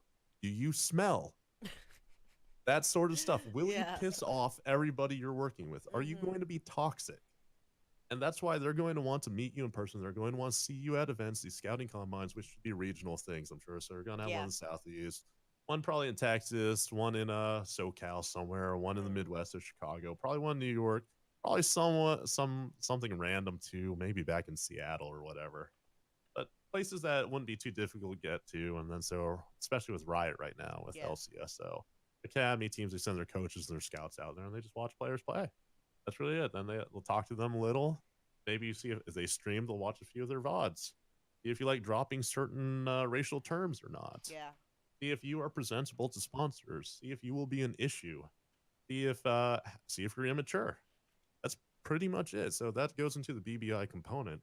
Obviously, the first phase is passing a CBI, competency based interview, Yeah.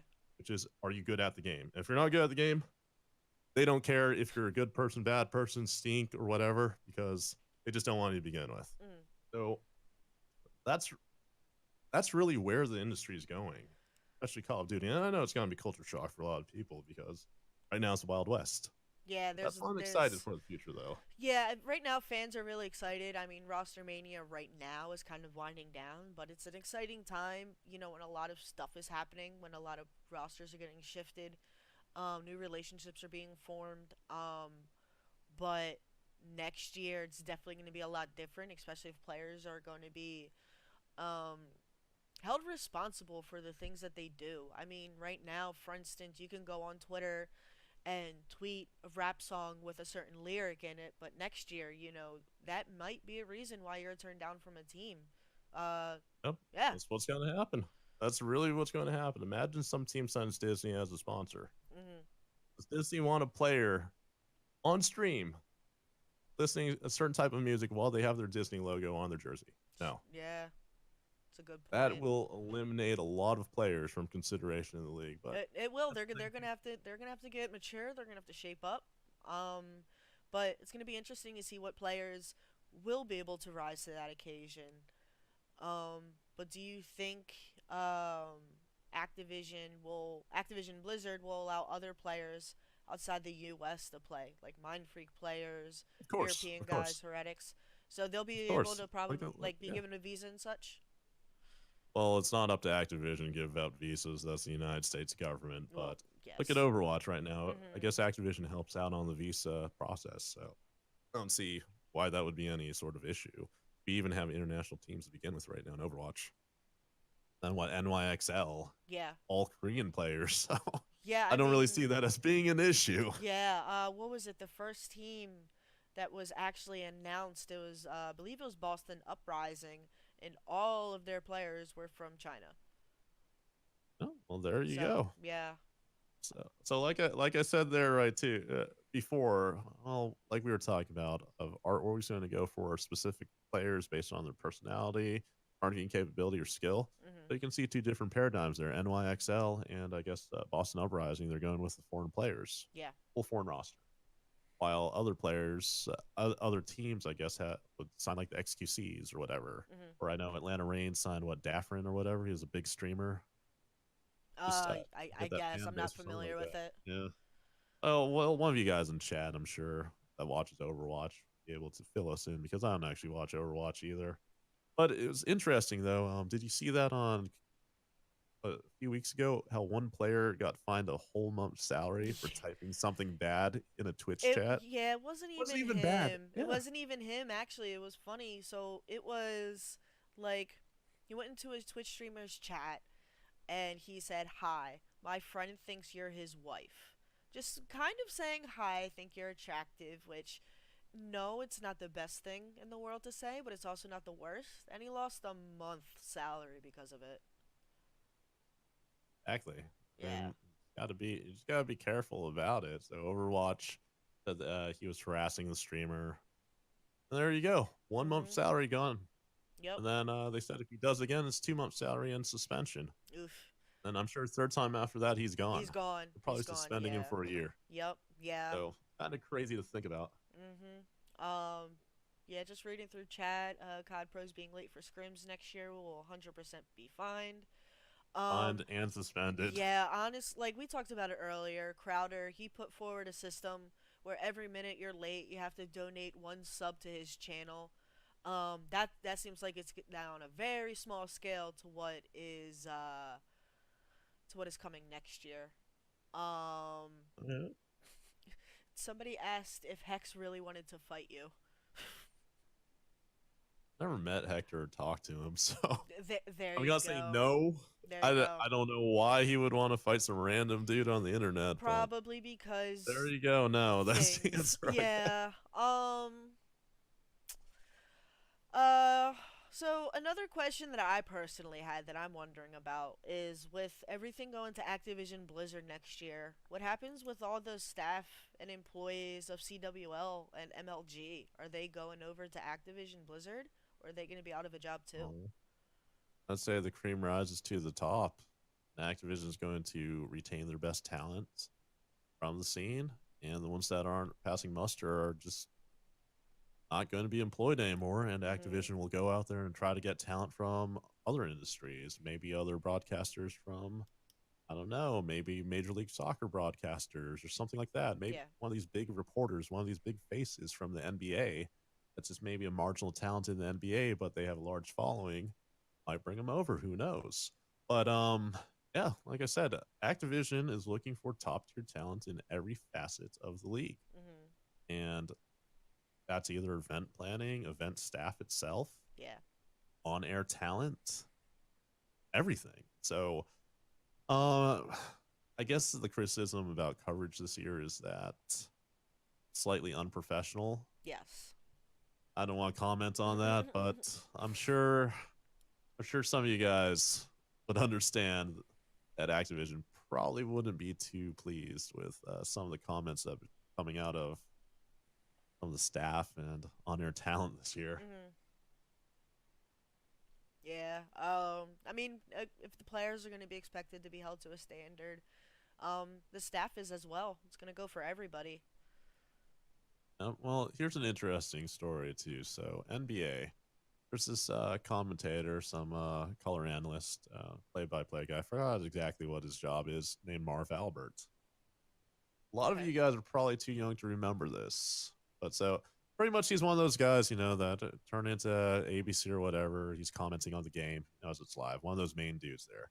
But back in the '90s, the NBA suspended him because hotel security went into his hotel room at the complaint of another guest Mhm. because he was hooking up with her and apparently he bit her. So she called the police. Mm. Hotel security came in. And when they walked into the hotel room, he was wearing women's underwear. A lot of you guys don't remember this. Oh, there's a couple people. Yeah. That are probably old enough. You see what I'm saying here? Yeah. They suspended him for years. He Oh was he man. was immediately terminated for that. Wow. And then here's another one, Dennis Scott, prolific 3-point shooter in the NBA. Probably one of the most accurate shooters of all time, probably top 10 or so. Apparently, he had some sort of summer camp where his current team wasn't giving him salary he wanted, Okay. so he played some rap music, and it was like 200 like 10-year-old kids there. So he played some rap music with vulgar lyrics and then Mhm. started ranting about his contract. No team signed him for a while after that. Wow. So Yeah. it's kind of crazy to see that, especially Activision coming in hot with this franchising Mhm. idea that they're going to want to protect this image at all costs. Yeah. I mean, you also stated earlier before that players are gonna have to like show up. Obviously, these companies, entities, orgs, whatever you want to call it, they're gonna want to meet these players. The Overwatch players, they had to move to the Burbank area so they could play out of the Burbank studios. Do you see that happening with COD players? Do you think they're gonna have to move? Move to Burbank, yeah. Well, let's be smart about this here. So Overwatch teams year 3 are supposed to play out of their home markets. Mhm. So that means that Overwatch Studio is available, right? Yes. So where do you think we're going to play the league matches? Where is there conveniently an area that's open at Exactly. that I time? kind of wish there was a TV production quality studio specifically built out for esports that's currently owned by Activision Blizzard. Yeah. Hmm. Mm. Oh, maybe it's in Burbank. Oh yeah, maybe, I don't know. But yeah, so that's the other thing too. If your team tells you you need to move to this area, if we sign you, you move because if not, you're out of a job. Yeah. And that's the other thing too. People need to understand this is supposed to be like traditional sports. Mhm. This is your livelihood. This is your life.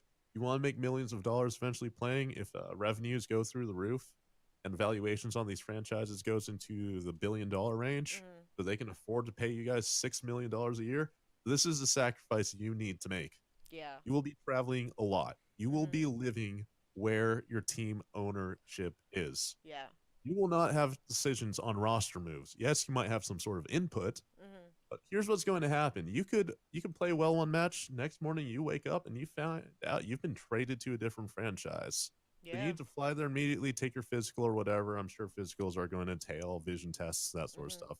Shouldn't be an issue since players will have health benefits according to Overwatch League. Yeah. And then within a week, you probably need to find a place to live out there. Mhm. And that's interesting though, because like a lot of professional athletes I do know, most of them don't buy a house unless they have a family. They just pretty much rent condos wherever. But that's really what you guys have to do. So no more demanding, hey, no, I just want to live here with my girlfriend, Yeah. or I don't want to do this. I'm going to fly in on that day. No, it's not going to happen. You want to be professional or a professional in every sense of the word.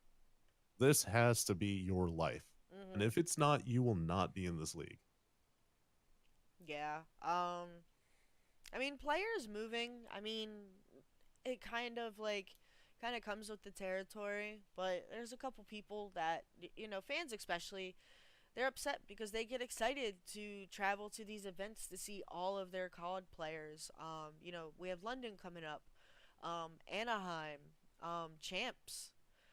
And, with a franchise, it's really just going to be go to the home event to see your players play, and then that's it. It won't be as community oriented, Festival so to say. atmosphere. I got you. Mm-hmm. And that's a valid concern as well, but that's the thing. If you want higher quality matches with the absolute best players in the world, and a robust system. So Mhm. there's a sense of ubiquity with esports or Call of Duty. So you can turn on TV on a Monday night right before Monday Night Football, and you can watch Optic versus FaZe or whatever. Yeah. I think everybody wants that. They want esports to blow up. Well, I'd imagine so. All these competitive fans out there, that's really what they want. They don't want to be some backyard type of event or something hosted in, I don't know, a small 2,000 square foot hotel room lobby or Yeah. whatever. People want these big stadiums. Like, look at champs. They want bigger, better, grander stages. Everybody loved Vegas. Look at the production quality there. Yeah. That sort of stuff costs money. It does. It's You money want and you, yeah, time. It's bodies. exactly. It's yeah. It's money. You want Call of Duty the grand finals be played in the middle of the MGM boxing arena where Floyd Mayweather fights Mhm. instead of the Hard Rock Hotel auditorium in the middle of nowhere, a hotel that's about to be demolished. Revenues have to go up so we can get these grander venues. Yeah. Um. So, what are your thoughts on academy teams? Kind of like how FC Black has been a thing. Like they won the open bracket or the Yeah, we'll yeah see. open. Yeah, that's a perfect example of it right there. Isn't everybody on that roster on a pro roster now? I believe so. Yes. Is that an example of the amateur scene working Yeah. without any real support from Activision this year? Now Mhm. next year and in the future, everybody's going to have a contender league team because if not, how are you going to develop players? Where are these players going to come from? Yeah. So, yeah, I'd imagine every team's going to have their own contender team. Well, actually, that's a little interesting because I think a lot of these orgs that don't get a franchise spot, Mhm. and if the current pro teams are not required to run their own farm team, then that circuit would be down there below in the contender league. So you could still have your Lightning Pandas, you could still have your FaZe Blacks, you could still have your what other ones are out there, Mind Freak or whatever. And they'd have their own rosters, do whatever they want, pay their own players, whatever. And of course, Activision is going to put money towards the AM circuit as well because, like I said, if there's no player pipeline, the league will eventually die at the top. Mhm. So those orgs could still exist in that ecosystem there too. And then yeah, and then Okay. let's say whatever CDL franchise wants to buy that player or whatever, promote them to the league. Yeah. There you go. Yeah. So, um, the AM players out there who are potentially aspiring to get in next year, don't be sad. There's gonna be a place for you next year.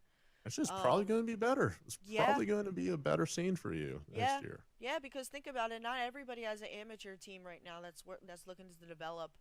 The only two that I really know of right now are E United and FC Black. So it Kind of should cool to definitely think be about. interesting. Yeah, yeah. There's going to be a true pipeline to the Mhm. pros for you. Yeah. Full Um, established system. yep. Uh, if he gets his own org, what will he name it? He's gonna name it the Atlanta Angels. The Will Albuquerque there? Angels. There we go. Thank you. Will there be set salaries? Well, That Overwatch League has 50,000 minimum year salaries. That's mandated by the league, but I guess the average player salary there is closer to 100,000. mhm. And I'd imagine some of that salary in your contract is partially guaranteed. So Yeah. I guess that would answer your questions because Overwatch Yep. players they also have access to a personal trainer, chef, Yeah. housing, and healthcare benefits. That's all contractually obligated. Mhm. So Magic COD would get the same thing, and that would also drive COD salaries down. Well, one of the other reasons it would. Yeah. At the beginning of this podcast, we already talked about Mhm. why salaries are too high to begin with. Yeah.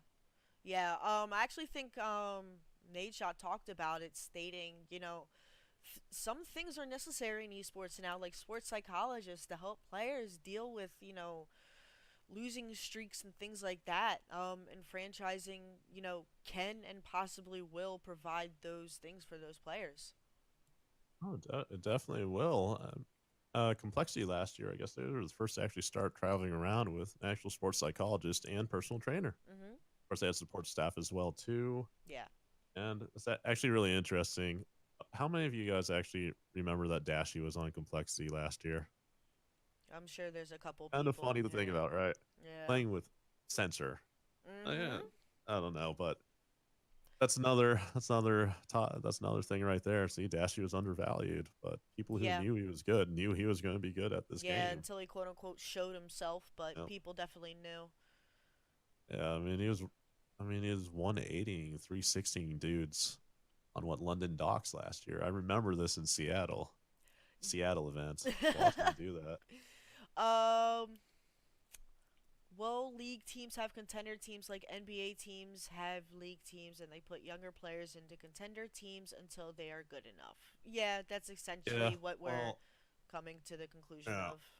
Well, I'd also see that most likely, not Overwatch League, Call of Duty League will call Overwatch, and they'll have two-way contracts as well too. So let's say it's a marginal player or a borderline player. So perfect example of it this year would be a guy like Fellow. Right? Mm-hmm.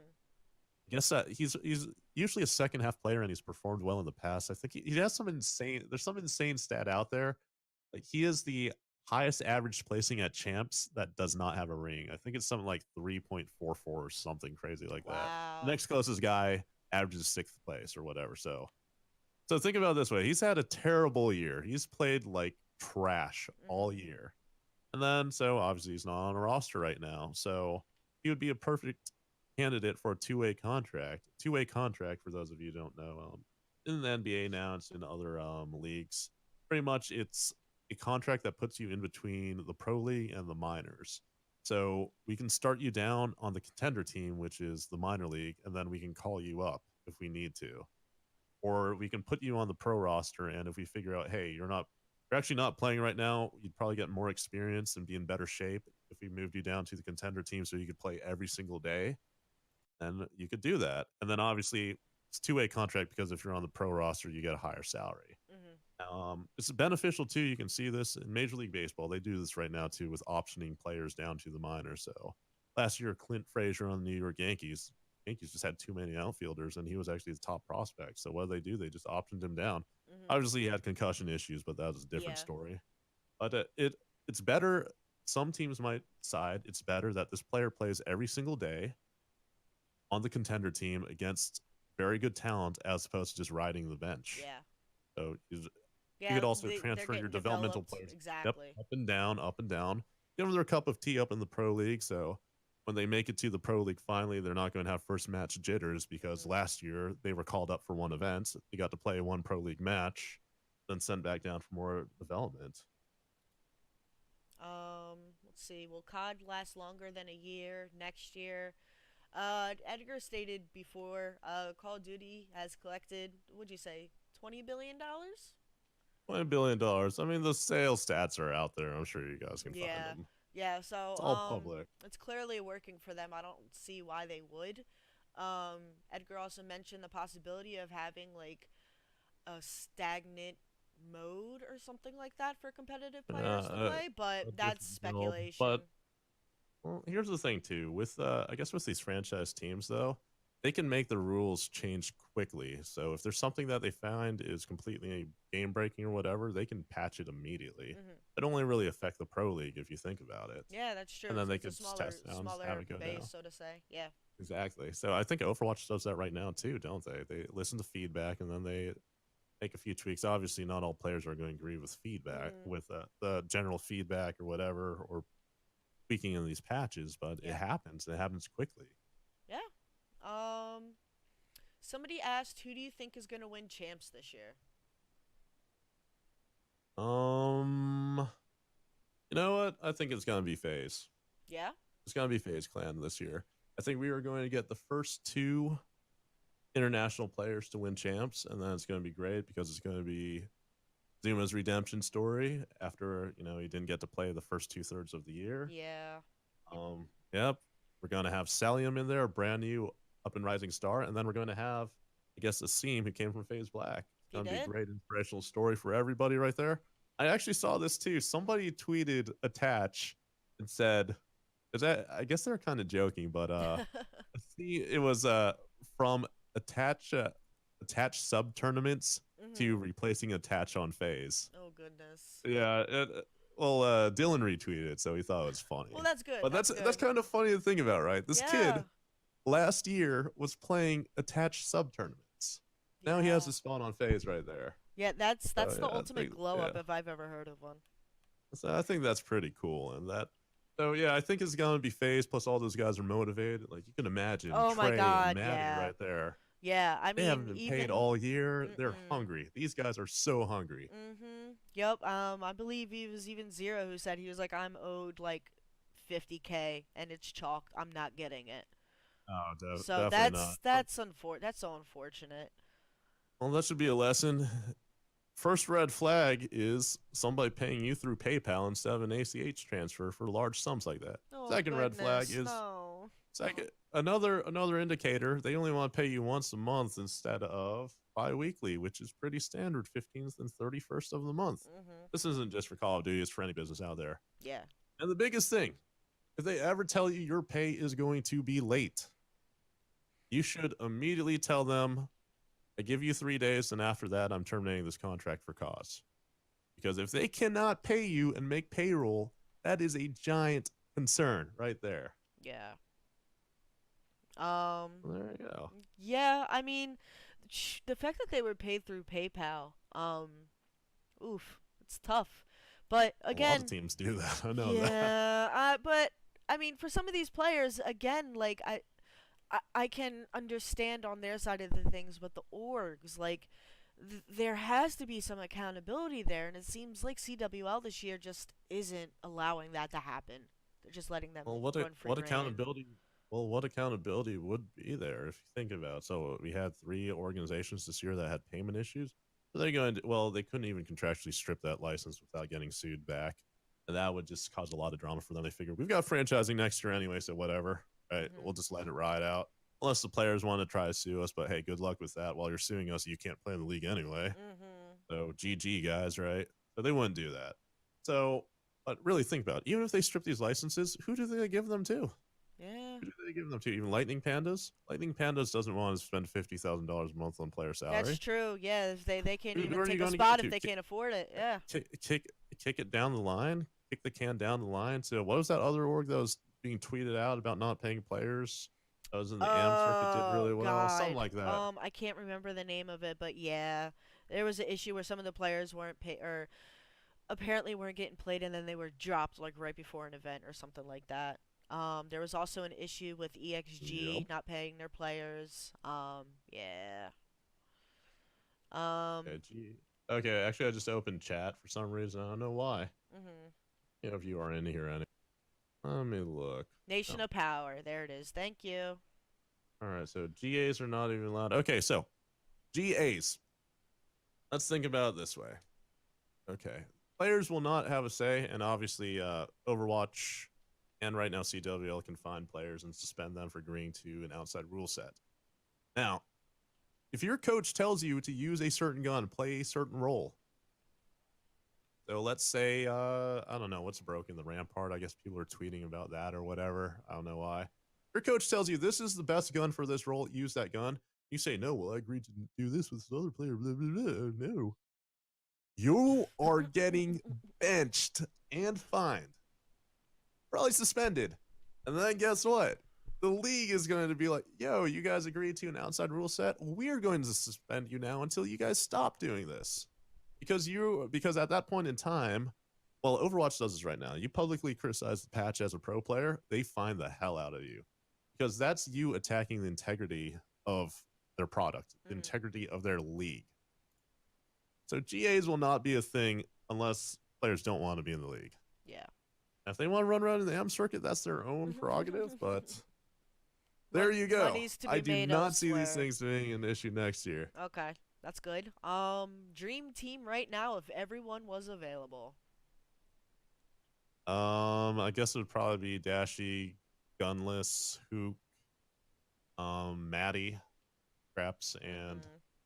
I don't know. I don't know who'd be number Temp. I guess yeah, I guess that works. So you'd have two maxes. Okay. Yeah. Well, technically you would have three. Well, I guess Dashy would have to play with the ICR, but you'd have Hook and Temp as the subs, Dashy and Maddie as Maddox is not no. I mean Gunless and Maddie as the Maddox is, and I guess Dashy on ICR. Okay. I mean, personally, for me, this year, I love Matty. Scraps is awesome. I love his energy. He's amazing. Especially since the whole Red Reserve thing. He's kept such a positive image. Such a positive outlook. I'm excited for him. Dashy's been exciting to watch this year for sure. Um, yeah, man. I mean, gunless is gunless. He got Gunless. Yeah. he got tweeted at Pokey. He's gonna win London. Like, there's nothing we can do about it. Yeah, yeah. Oh, definitely. I'm sure. Oh, by the way, chat. I don't have chat open anymore. If you guys are roasting the roster I picked out, it's just off the top of my head. I'm sure. I'm sure you guys could think of a better roster. I don't know. And it's no slight to any of those players out there. But I don't know. I just said 5 names off the top of my head. I'm Not sure the there's more. I'm sure there's Yeah. more. No, There'd the probably only be other 8 players in my person. top five. Yeah. Let's be real here. The only other thing that was called out was Priest, saying that he could play any role. But Ah, that's right. yeah. Yeah, Preston's really damn good. That's, Um. Would would you still allow roster change periods like this year with franchising? Um. well, No. If it. Well, you're gonna Eh. have a free agency period at the start of the Yeah. year, and if obviously the player's not signed throughout the year, sure, and then you're always going to be able to make trades up until a certain deadline, kind of like Overwatch, I'm guessing. Mhm. So yeah, Yeah. From so what was it I. Overwatch right now? Four Yeah. stages and champs. So I'd say make the trade deadline after the third stage. Mhm. Okay. Um. All right, well, we are getting close to the 12 o'clock hour. Does anybody have any last questions? I'll scroll up and down through chat real quick. See, here's one. Does he think Priesta is going back to phase, or is he gonna stay at 100 Thieves? Well, basically, FAs does their contracts. I don't think Preston will really have a choice if it's alone because at the end of that says that he's allowed to play for 100 Thieves up until a certain point. And then I guess Crowder tweeted out, I think Dylan tweeted out something, said on stream about how after champs that they would all go back to phase. Yeah. They're contractually obligated to do that. So he's going back to phase, but I don't want to get into absolutes like that because there's Mhm. always a chance that Nade could hit up Eric over at phase and be like, Mhm. hey, man, $500,000. Let's just keep him. Or $5 million. Let us keep him. Oof. And then Hayes like, yeah, sure, why not? Especially if like FaZe wins champs this year, Yeah. like I predicted. We'll see. You Yeah. never know. That's a good. I mean, that's the thing with Call of Duty as well, especially how it is running right now. Everything can change at a phone call.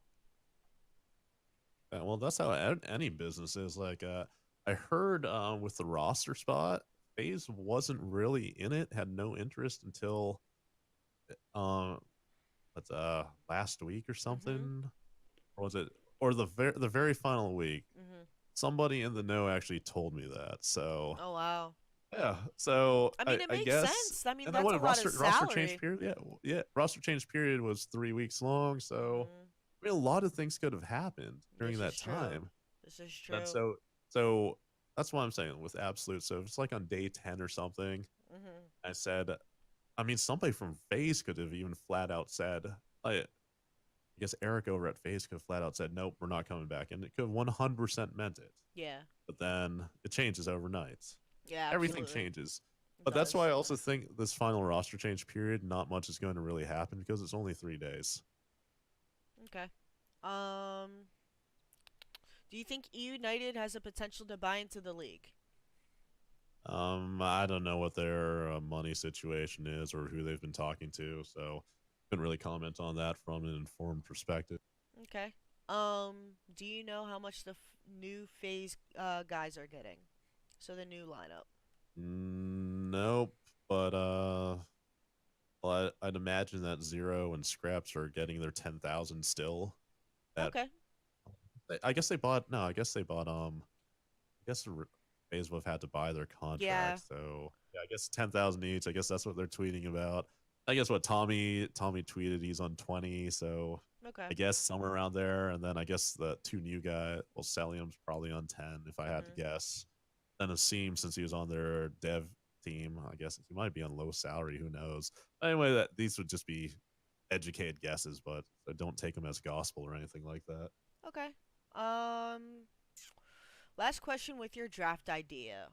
Who do you build your team around? A player who is amazing at his role or a great IGL? Well, it would depend on draft order, if it would be a Protect 2 system, who's available at the time we actually pick, if it's the Serpentine draft order as well too, where okay, so obviously you guys that don't know what Serpentine draft is, imagine it's 12 teams, so it would go 1 through 12, but then after the first round is completed, it would be backwards. So the beginning of the second round would be the 12th team picks Okay. first. So you Okay. get the 12th and 13th pick. That would be the you see that a lot in fantasy football Yeah. because that's probably the most fair way to do it. So if you get the first pick, your next pick is 24. But if you Mhm. get the 12th pick, your next pick is 13th. Yep. 12 teams. So that's out there. And then, like I said, it really depends what players would be available. Mhm. And honestly, I probably wouldn't make that decision myself anyway, since I'm not a Call of Duty expert at all. I don't even Yeah. play the game. I don't watch the game much or anything like that. So I just know, like, I guess some of the big name players or whatever. That's about it. Mhm. Okay. Um, franchising hurt the am scene? No, it will not. It will actually boost up the amateur scene. If Edgar We wants to discussed add. that earlier. Yeah, Yep. yeah, Yeah. we discussed that earlier in the podcast. Yes, we Maybe did. maybe if we do this again, maybe we should just have like a running list of topics we already did. We You know what I really, we mean? really should. We should have a I nice don't little know. clip thing there, just like, hey, look here. We'll set it up next time if there is a next time. Yeah, like a chalkboard that says we've Yep. already talked about this. We Yep. talked about that. Yep. Definitely Okay. noted. Yeah, Uh. if there's round three, Yep. I don't know. We'll see. I mean, would you guys want to see another podcast with Edgar featured again, where you guys can ask more questions, comments, concerns? Maybe even before London kicks off, after London. I don't know. Let us know in the comments whatever you guys think. I'm actually Um, surprised some of you listened to me for 3 hours total between two podcasts. they I'm just really a random have. guy. There's been a couple people who have been like, "Wow, this is really cool." Oh, yep, yep. Chat wants yes more. Yes. Okie dokie. Perfect. That is a collective yes. All right. So you Well, as need long as to you you guys need want to listen. yeah you need to clear your schedule of McDonald's and Del Taco window cleaning. It seems Exactly. like it. Don't worry about that. Nope. Oh yeah, I'll definitely clear that out too. um. Also, go down to Ford and quit my job as the horn tester in the brand new vehicles. Mhm. Edgar's an interesting man, and I don't even know how. None of us do. That's the mystery of Edgar. Yeah, Edgar's a dope man. guess we got like 10 more minutes. If you guys got questions, let Mhm. us know. Yeah. Also, you said, are you gonna be doing anything afterwards? Are you streaming? Are you Uh, I don't know. My buddies I usually play Battlefield with Okay. haven't actually hit me up yet, so I don't know. All right. Not really Well, a big deal. I don't really plan things out in advance. that's right. That's right. You wait until last minute. Uh, Envoy, entertaining podcast. Have a good night. Thank you for stopping by. I appreciate you. Everybody here, thank you very much. Post it on Twitter so we can tweet questions. Can I have 10K, Edgar? Oh my Sure, goodness, but people. first I need a small loan of $1 million. There you go. Tell him to post a selfie. No. FaZe is gonna I have a have like tremendous talent pool. six. Um. Yeah, Face has a lot of guys under contract right now. So, Mhm.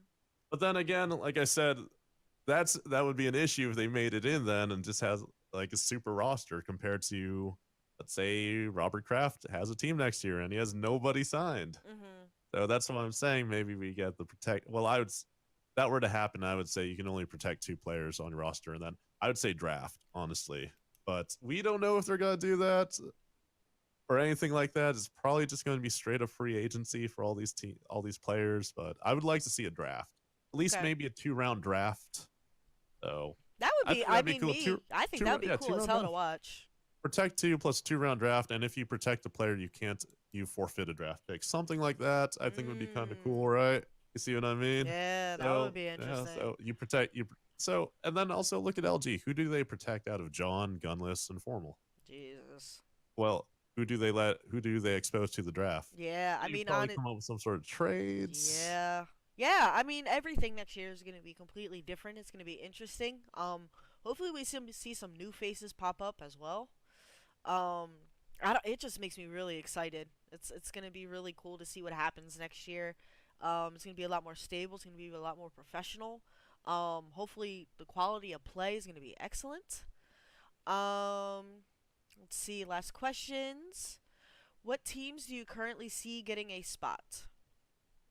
Oh, no, what was my bold prediction last time? No optic, Mm-hmm. no phase. Yep.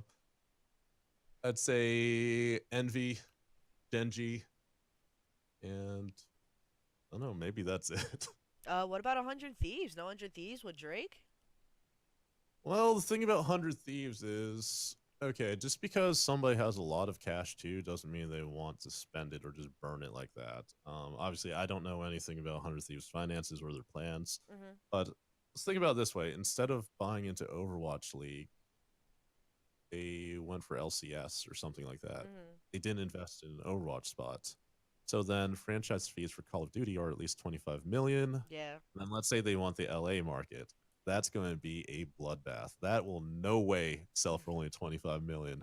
That's probably 60 million right there. Yeah. Now, the other thing is too 100 Thieves, I guess, in their press release when they announced Scooter Braun and Drake as Yeah. the partners that they didn't even release how much money they invested in Series A. They just said, lifetime to date, we've raised 25 million. Yeah. Now, so it's really going to be up to guys like Dan Gilbert or Mark Benioff from Salesforce if they want to dump in more cash of their own to run ops like that. But Mm-hmm. that goes back to what I was saying about how Activision is going to want these mega titans of industry, the Comcasts out there with $50 billion in network, Yeah. where $25 million is a rounding error to them. They don't care about it. So I don't know.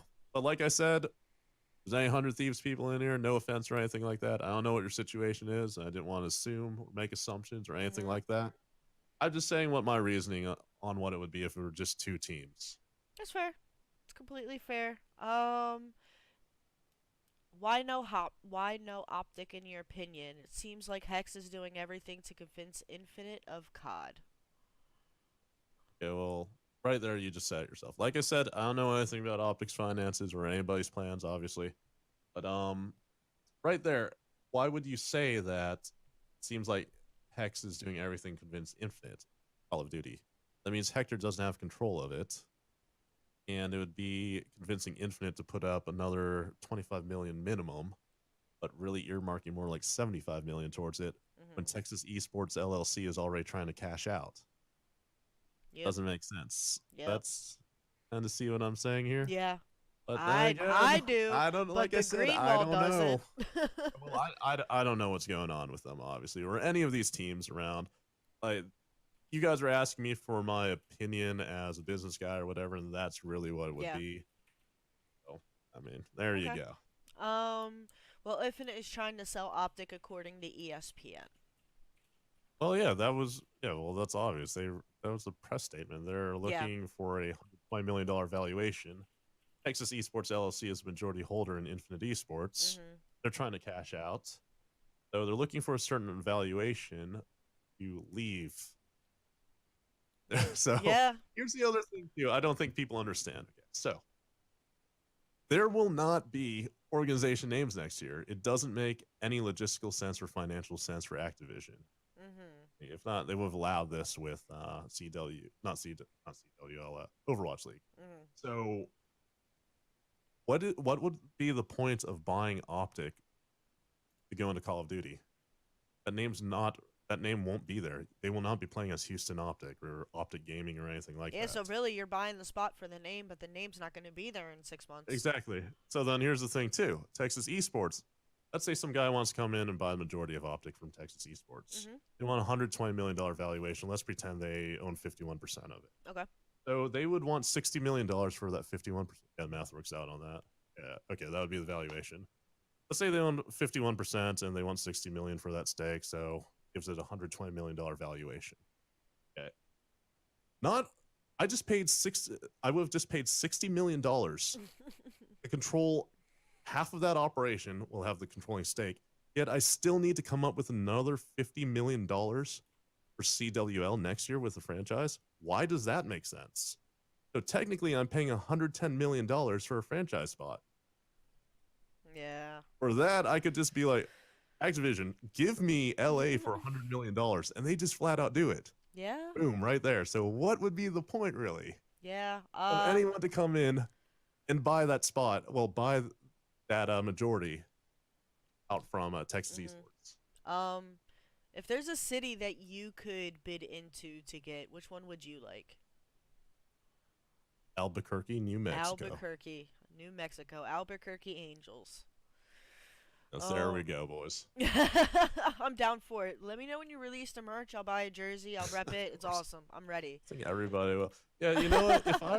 If I actually had an org or whatever, Mhm. I would make T-shirts that have like an arrow pointing to the right or the left, and above that would say, "This guy's the cod burner." There you Oh go, my multi-million-dollar god. T-shirt deal right there, The cod burner, he has right there. been, oh my goodness.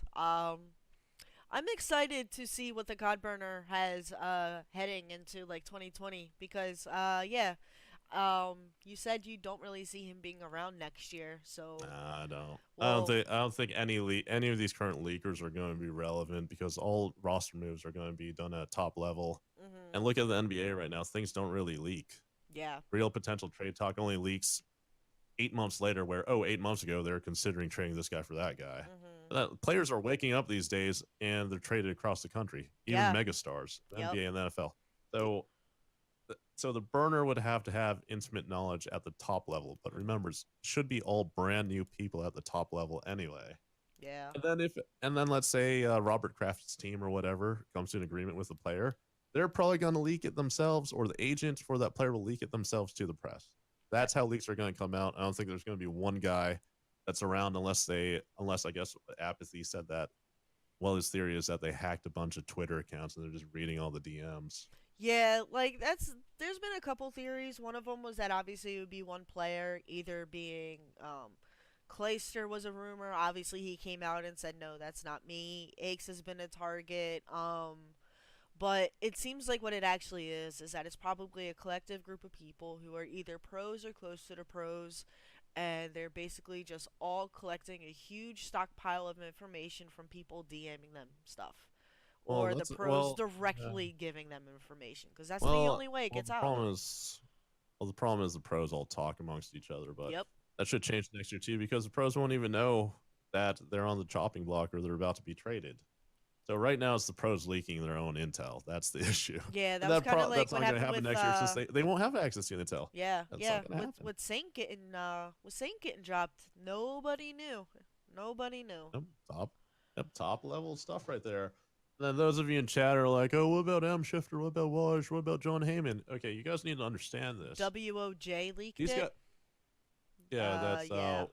that's Wash. That's Wash over at in the NBA. Here's the Mhm. thing that you got to understand here. These GMs, these agents know how to play the press. They will develop their own press contacts like this, and then they will leak specific information to the press to serve them better. Yeah. You look back at this during this past MLB offseason when Dan Lozano started leaking low offers to Manny Machado. Same thing with Scott Boras and Bryce Harper. This is what fans don't understand. If it's out there in the press, it's because somebody leaked it for a purpose. They're not just reporting on information that they hear secondhand. They heard it from the source. How rare is it to hear stuff like, "Oh, these guys fought in the locker room or they fought in the tunnel"? Maybe it leaks out months later, but it doesn't happen the same day or later in the day. Yeah. And because that wouldn't be leaked to begin with because it serves no purpose. That's why I'm saying any of these current leakers are going to be irrelevant next year. Mm. Because let's imagine I'm a GM of a team next year. I sign this player, or I'm about to sign this player, Yeah. but I really want a second player, but his contract demands are too high. Mhm.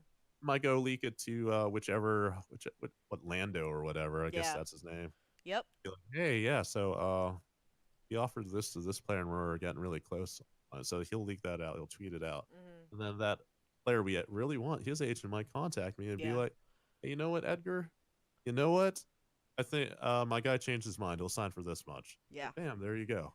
Yeah. So everything is leaked for a certain reason Exactly. at the top It level of somebody said sports. it in chat. It's all for leverage. Exactly. There you go. And that's the thing right now with all the leaking in COD. It's not for leverage. Well, from what I can tell, because a lot of drama is being leaked out there Yeah. or whatever. But that's gonna be Yep. different next year. So that's why I think all these traditional leakers in COD irrelevant next year. Alrighty. Well, all right, we're at 12:01. That is 2 hours and 5 minutes of you guys hanging out with us, and we appreciate you. There was a lot more chat interaction this time. It was fun to take all of your questions and hang out. I know there's a couple pros in here that stopped by. Envoy, thank you for hanging out. And of course, Edgar, as always, thank you for uh, hanging out with me, answering the community's questions. If there's anything you would like to say before we sign off, now's the time. Uh, Bless the Rampart. Anything you want to say to the community before we signed off?